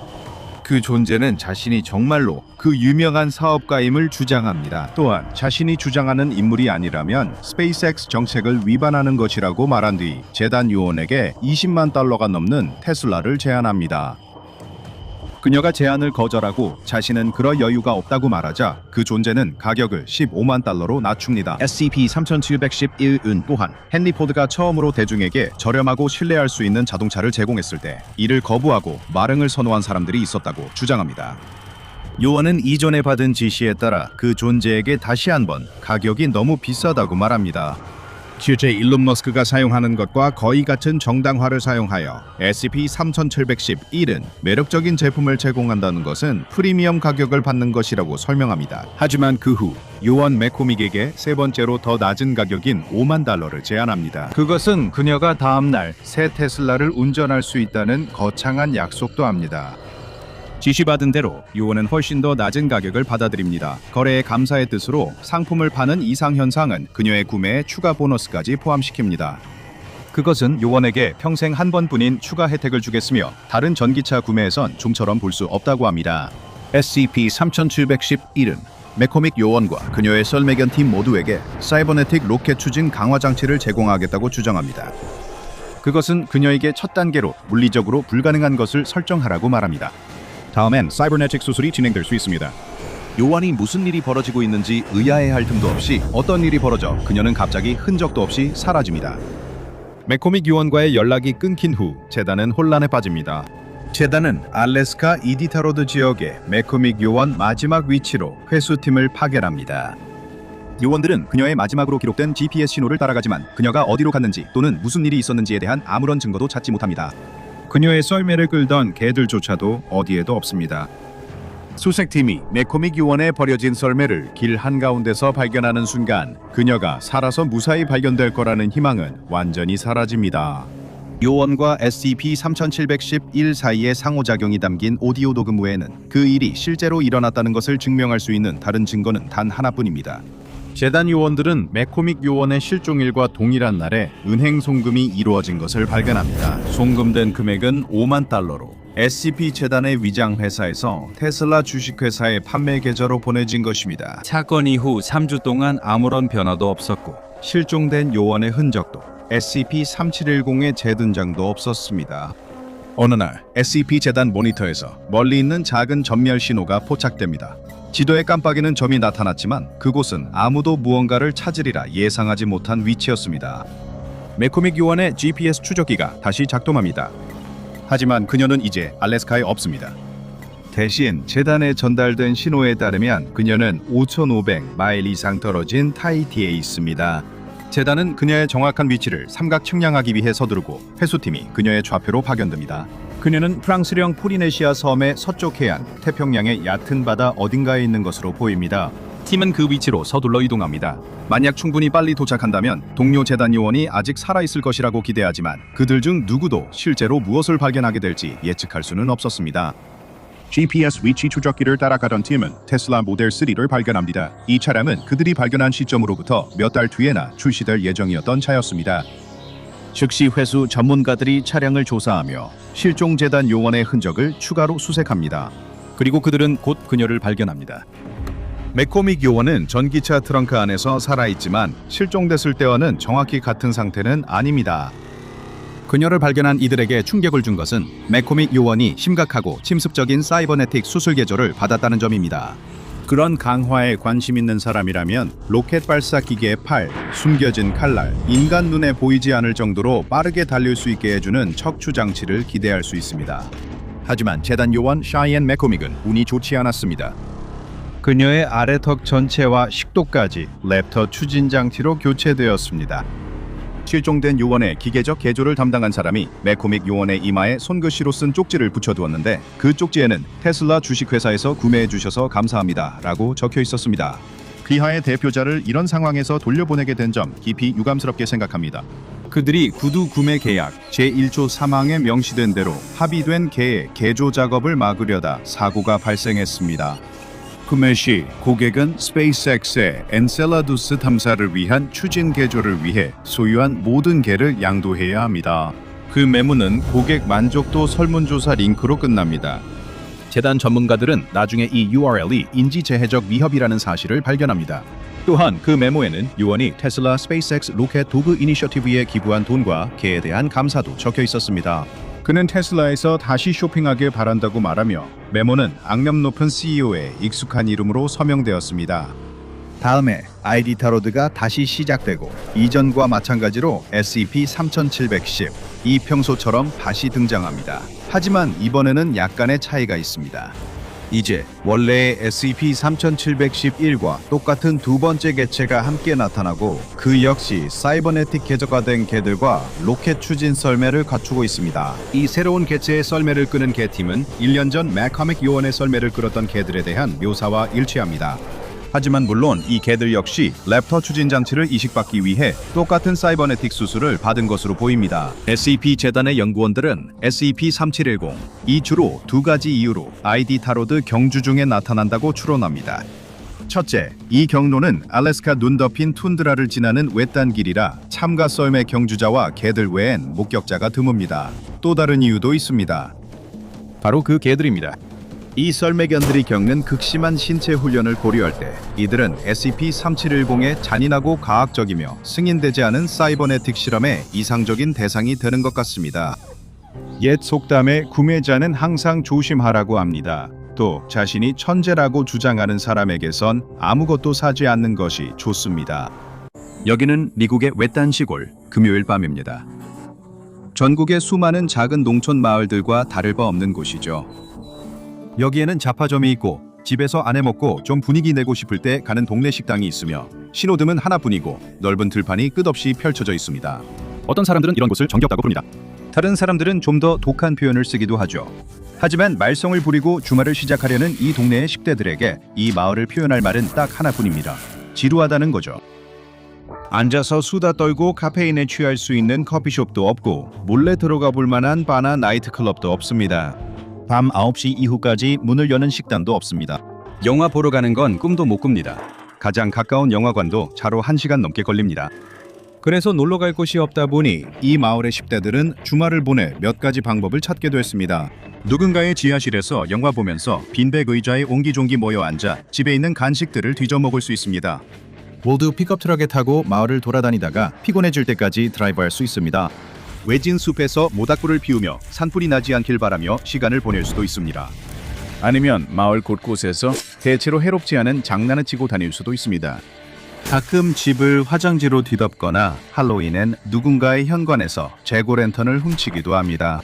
하지만 오늘 밤 한 무리의 친구들은 뭔가 새로운 것, 색다른 것, 어쩌면 조금 위험할 수도 있는 것을 하고 싶은 기분입니다.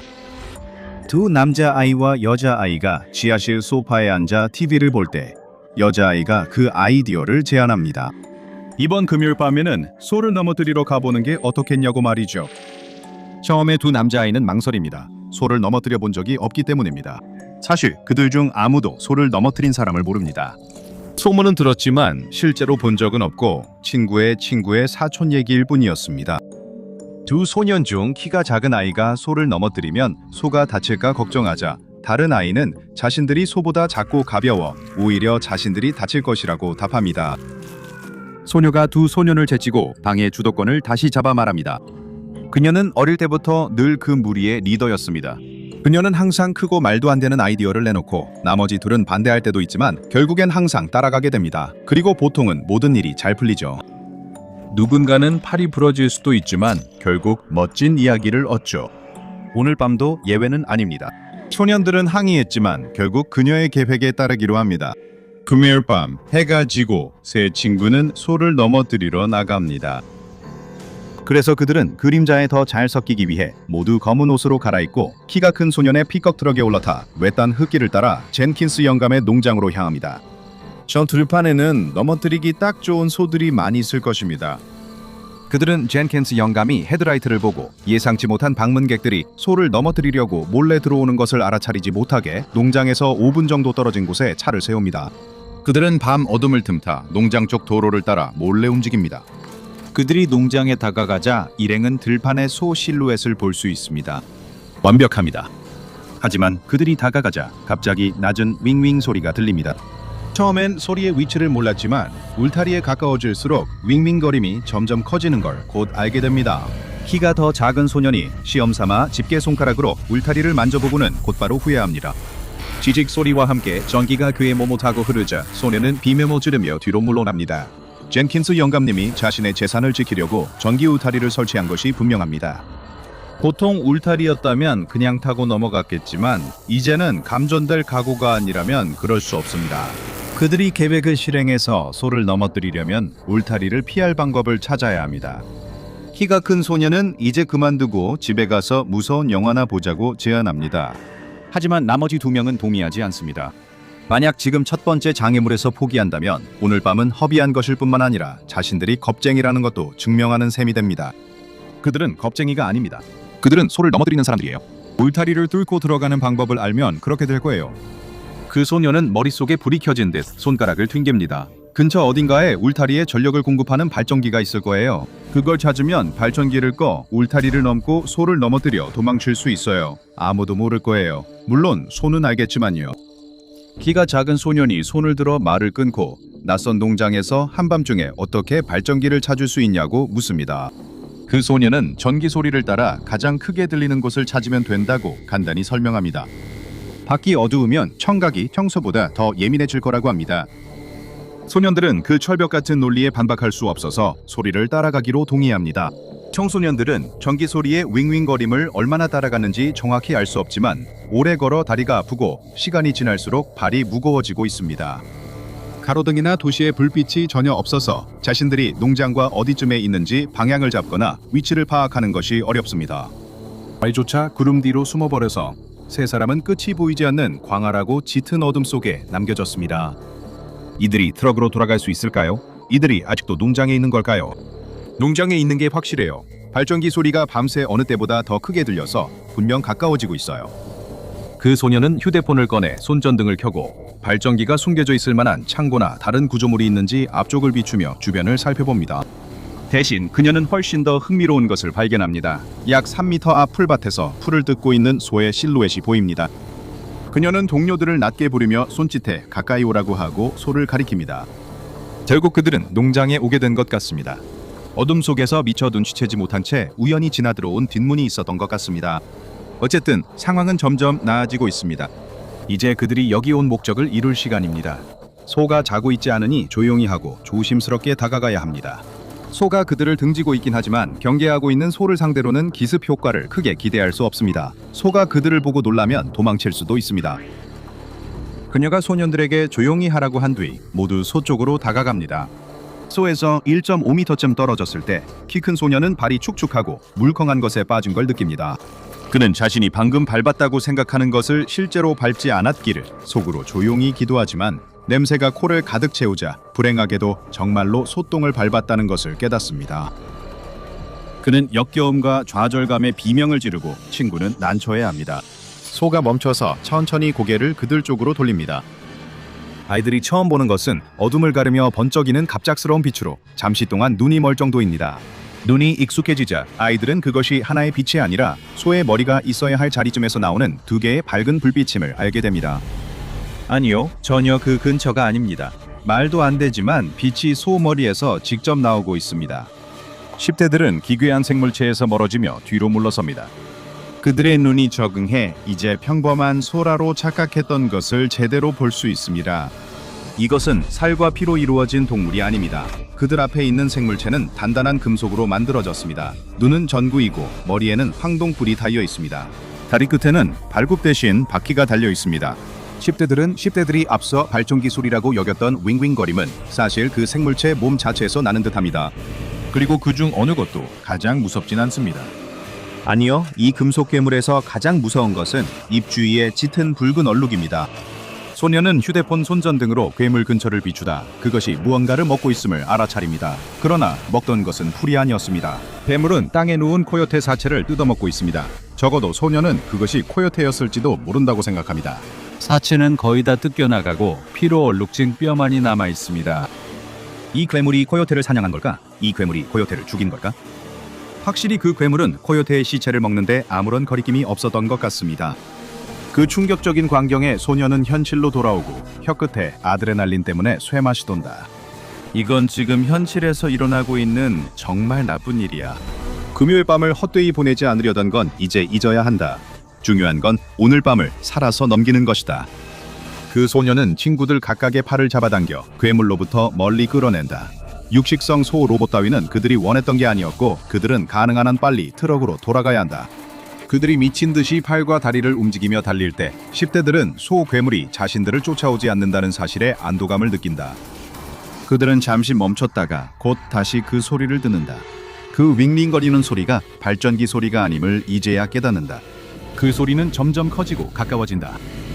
앞쪽에는 또 다른 불빛이 보이고 그것은 반대편에서 다가오는 또 다른 금속소의 신호다. 그들은 앞에는 한 마리의 금속소가, 뒤에는 또 다른 금속소가 있어서 갇혀버렸다. 그룹 앞에 있는 금속소가 굴러오자 그들은 그 소의 뿔이 돌고 회전해서 뾰족한 끝이 10대들을 정확히 겨누고 있는 것을 볼 수 있다.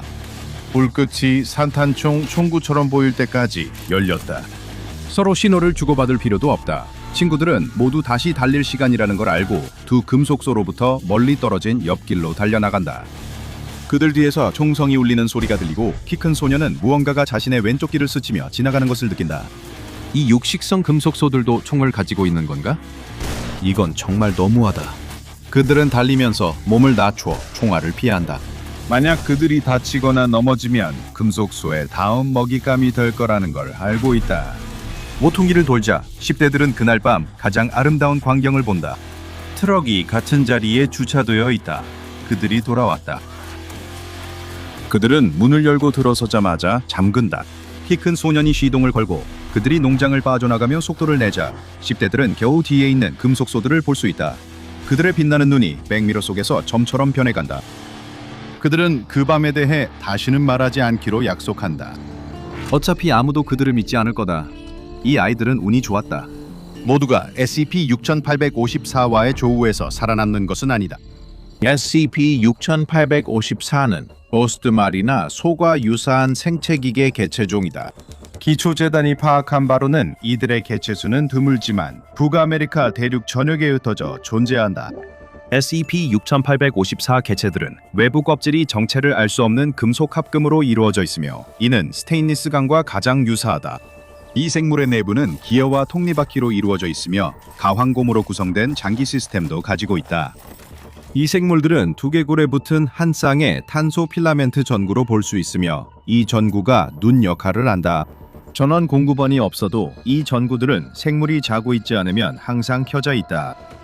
SCP-6854 개체들은 각 다리 밑부분에 부착된 작은 바퀴를 통해 이동할 수 있으며 일부 개체는 시속 50km까지 이동하는 것이 관찰되었다. 이 바퀴들은 평평한 지형에서 가장 잘 움직일 수 있기 때문에 SCP-6854 무리들은 주로 평평하고 낮은 평야에서 발견된다. 꼬리 대신 SCP-6854 개체들은 우산처럼 펼칠 수 있는 부속기관을 지니며 이는 비로부터 개체를 보호해 녹쓰는 것을 막는다. 식단에 있어 SCP-6854 개체들은 잡식성이며 이들이 먹는 모든 음식은 무연탄, 즉 경석탄으로 변환되어 하부에 있는 금속 덮개를 통해 배출된다. 이 소화 과정이 정확히 어떻게 작동하는지는 아무도 알 수 없으며 현재까지 재단은 SCP-6854 개체의 몸 밖에서는 이 과정을 재현하는 데 실패했다. SCP-6854의 수컷과 암컷 모두 머리에 약 140cm 길이의 속이 빈 황동뿔 2개를 가지고 있다. 이 뿔들은 개체가 움직일 수 있으며 일부 경우에는 개체가 뿔에서 납탄을 만들어 발사할 수 있다. 이 능력은 위협을 받거나 먹이를 사냥할 때 또는 번식기 동안 경쟁자에게 우위를 과시하기 위해 사용된다. 번식기에 대해 말하자면 SCP-6854는 유성 생식이 가능하다. 암컷은 임신을 하게 되면 약 12개월간의 임신 기간을 거치며 그 후 한 번에 3마리에서 5마리의 새끼를 낳는다. 암컷 SCP-6854 개체는 저통과 유사한 부속기관을 가지고 있으며 출산 후 이 저통에는 화학적으로 석유와 동일한 물질이 가득 찬다. 새끼들은 이 저통을 통해 이 물질을 섭취하며 이를 통해 크고 튼튼한 로보소로 성장하게 된다. 알겠지만 로보소는 공식 용어는 아니지만 인정해야 해요. 귀엽잖아요. 신화 및 민속학부에서 정한 공식 용어는 보스 마키누스 또는 기어소입니다. 저는 로보소가 더 좋지만 그건 제 소관이 아니죠. 해당 부서는 벌목숲의 무시무시한 생물들과 같은 환상적인 야외 안내서에서 기어소에 대한 여러 문학적 언급을 발견했습니다. 이 책에서는 티크 캐틀러, 후프 스네이크와 같은 북미 벌목군 민속의 허구적 존재들과 함께 기어소가 포함되어 있습니다. 예전엔 많은 사람들이 기어소를 허구로 여겼지만 어떻게 됐는지 보세요. 아마 저 밖 어딘가엔 후프 스네이크도 굴러다니고 있을지 몰라요. 하지만 이야기가 짧군요. 겉보기에는 허구처럼 보이는 기록에 포함되어 있었기 때문에 SCP-6854의 초기 목격 사례들 중 상당수가 오늘날 우리가 알고 사랑하고 때로는 두려워하기도 하는 재단의 전신인 미국 안전격리 이니셔티브의 눈을 피해 지나갔습니다. 가장 처음으로 공식적으로 확인된 목격 사례는 미국의 사냥꾼 엘머 셰퍼드, 즉 POI 2645로 불리는 인물에게서 나왔습니다. 1905년 엘머 셰퍼드는 오클라호마의 초원에서 사냥을 하던 중 흰꼬리 사슴의 사체를 우연히 발견했습니다. 그는 이 짐승을 쓰러뜨린 포식자가 누구인지 주변을 살폈습니다. 그는 멀리까지 볼 필요도 없었습니다. 불과 몇 피트 떨어진 곳에 기어소가 서 있었고 사슴의 남은 고기를 우적우적 씹고 있었습니다. 그는 자신의 만남에 대한 이야기를 발표했지만 아무도 그를 믿지 않았습니다. 많은 사람들이 대놓고 그를 조롱했고 그렇지 않은 사람들도 여전히 상당히 회의적이었습니다. 그가 기계로 만들어진 소를 만났다는 것은 불가능하다고 사람들은 말했습니다. 엘머는 증거를 찾으려 나섰습니다. 1905년 6월 엘머와 그의 19살 아들 워런은 SCP-6854 표본의 머리를 가져오기 위해 나섰습니다. 워런은 사냥꾼 기질이 별로 없었지만 아버지의 안녕과 점점 집착적으로 변해가는 행동이 걱정되어 함께하기로 했습니다. 셰퍼드 집안 남자 중 한 명만 원정에서 돌아왔습니다. 워런. 그는 코그소의 머리가 아니라 아버지의 유해와 함께 도착했습니다. 엘머 셰퍼드는 목에 총상을 입고 사망했습니다. 현지 당국은 워런이 아버지의 죽음에 연루됐다고 의심했습니다. 아마 사냥 사고였을 겁니다. 하지만 워런을 신문할 때 그는 전혀 다른 말을 했습니다. 그와 아버지는 들판에서 풀을 뜯는 암컷 코그소를 발견했습니다. 그들이 지켜보는 사이 암컷 코그소는 풀뜯기를 멈추고 두 코그 송아지 쪽으로 갔고 송아지들은 그 암컷의 석유가 든 저통에서 젖을 먹기 시작했습니다. 워렌은 소총을 들어 올렸지만 방아쇠를 당길 수가 없었습니다. 엘머는 덜 망설이며 소총을 어미 코그소의 머리에 바로 겨누었습니다. 그러나 엘머가 방아쇠를 당기기 전 어미소는 뿔을 엘머에게 겨눴습니다. 갑작스러운 폭음과 함께 뿔에서 총알이 발사되어 엘머의 목을 맞추고 그를 땅에 쓰러뜨렸습니다. 워렌의 아버지 때처럼 아무도 워렌의 말을 믿지 않았습니다. 엘머의 죽음에는 다른 용의자가 없었고 워런 셰퍼드는 그 범죄로 교수형을 선고받았습니다. 워런 셰퍼드 처형 나라쯤 교수형을 보기 위해 군중이 모였습니다. 마을 사람 약 40명이 그곳에서 그 음산한 광경을 기다리고 있었습니다. 집행이는 워런의 목에 밧줄을 걸었고 그는 떨어져 결국 죽음에 이르게 되었습니다. 갑자기 군중들은 이상하고 낮은 음의 윙윙거리는 소리를 들을 수 있었습니다. 바로 그때 SCP-6854의 개체 하나가 풀밭에서 나타나 다가왔습니다. 위험 있는 코그소가 잠시 주변을 살핀 뒤 불을 교수형 당한 남자에게 겨눴습니다. 그녀는 셰퍼드가 매달린 밧줄을 향해 한 발만 쐈습니다. 정확한 총알이 밧줄을 끊어 그를 풀어줬습니다. 그녀는 그를 자유롭게 했을 뿐 아니라 처형을 맞고 판사 등 마을 사람들에게 자신의 정체를 밝혔습니다. 그녀는 워런의 이야기가 사실임을 증명했습니다. 그날 늦게 그는 모든 혐의에서 공식적으로 무죄를 선고받았습니다. 그의 아버지는 정말로 그가 말한 대로 기계소에게 총을 맞았던 것이었습니다. 이 사건에 대한 모든 공개 기록은 물론 은폐되었습니다. 대중은 이 사건이나 SCP-6854와 관련된 다른 공식 기록에 접근할 방법이 없습니다. 그것은 미국 안전경리 이니셔티브와 SCP 재단 덕분입니다. 처음 발견된 이후로 SCP-6854의 개체 12마리가 야생에서 포획되었고 추가로 30마리가 사육 환경에서 번식되었습니다. 야생 평원을 다니는 코그소의 개체 수는 아직 알려지지 않았습니다. 현재 알려진 모든 SCP-6854 개체에는 추적 장치가 부착되어 있으며 현재 사이트 44 변칙 야생동물 구역의 1번부터 10번 경락고에 격리되어 있습니다. SCP-6854는 하루에 150kg의 식물 및 동물성 물질을 제공받아야 하며 이 생물들이 만들어내는 모든 자연 부산물은 위장 조직인 스탠다드 석탄 및 석유 주식회사가 수확하여 판매할 것입니다. 아직 야생에 남아있는 SCP-6854 개체들은 기동 특무부대 뮤9 와일드 랭글러스의 책임하에 있으며 이들은 야생 SCP-6854 개체를 추적, 포획, 그리고 재단 격리시설로 이송하는 임무를 맡고 있습니다. 기동 특무부대는 SCP-6854를 목격한 모든 목격자들에게 클래스 A 기억 소고제를 투여하는 책임도 있습니다. 코그소들은 우리가 소, 자연, 그리고 생명 자체에 대해 알고 있다고 생각했던 모든 것을 완전히 뒤엎습니다. 그들의 장기는 고무로 되어 있고 석탄을 배출하지만 음식을 소화하고 새끼를 낳을 수 있습니다. 하지만 저에게는 이 소들이 한때 단순한 민담으로 여겨졌다는 사실이 그들의 특이한 생리 구조보다 더 흥미롭습니다. 그들이 정말 존재했다면 앞으로 무엇을 발견할지 알 수 없습니다. 어제의 민담이 내일의 과학적 연구가 될 수도 있습니다. 모두 흥미진진하지만 저는 야생에서 스넬리 가스터를 마주치고 싶지 않습니다.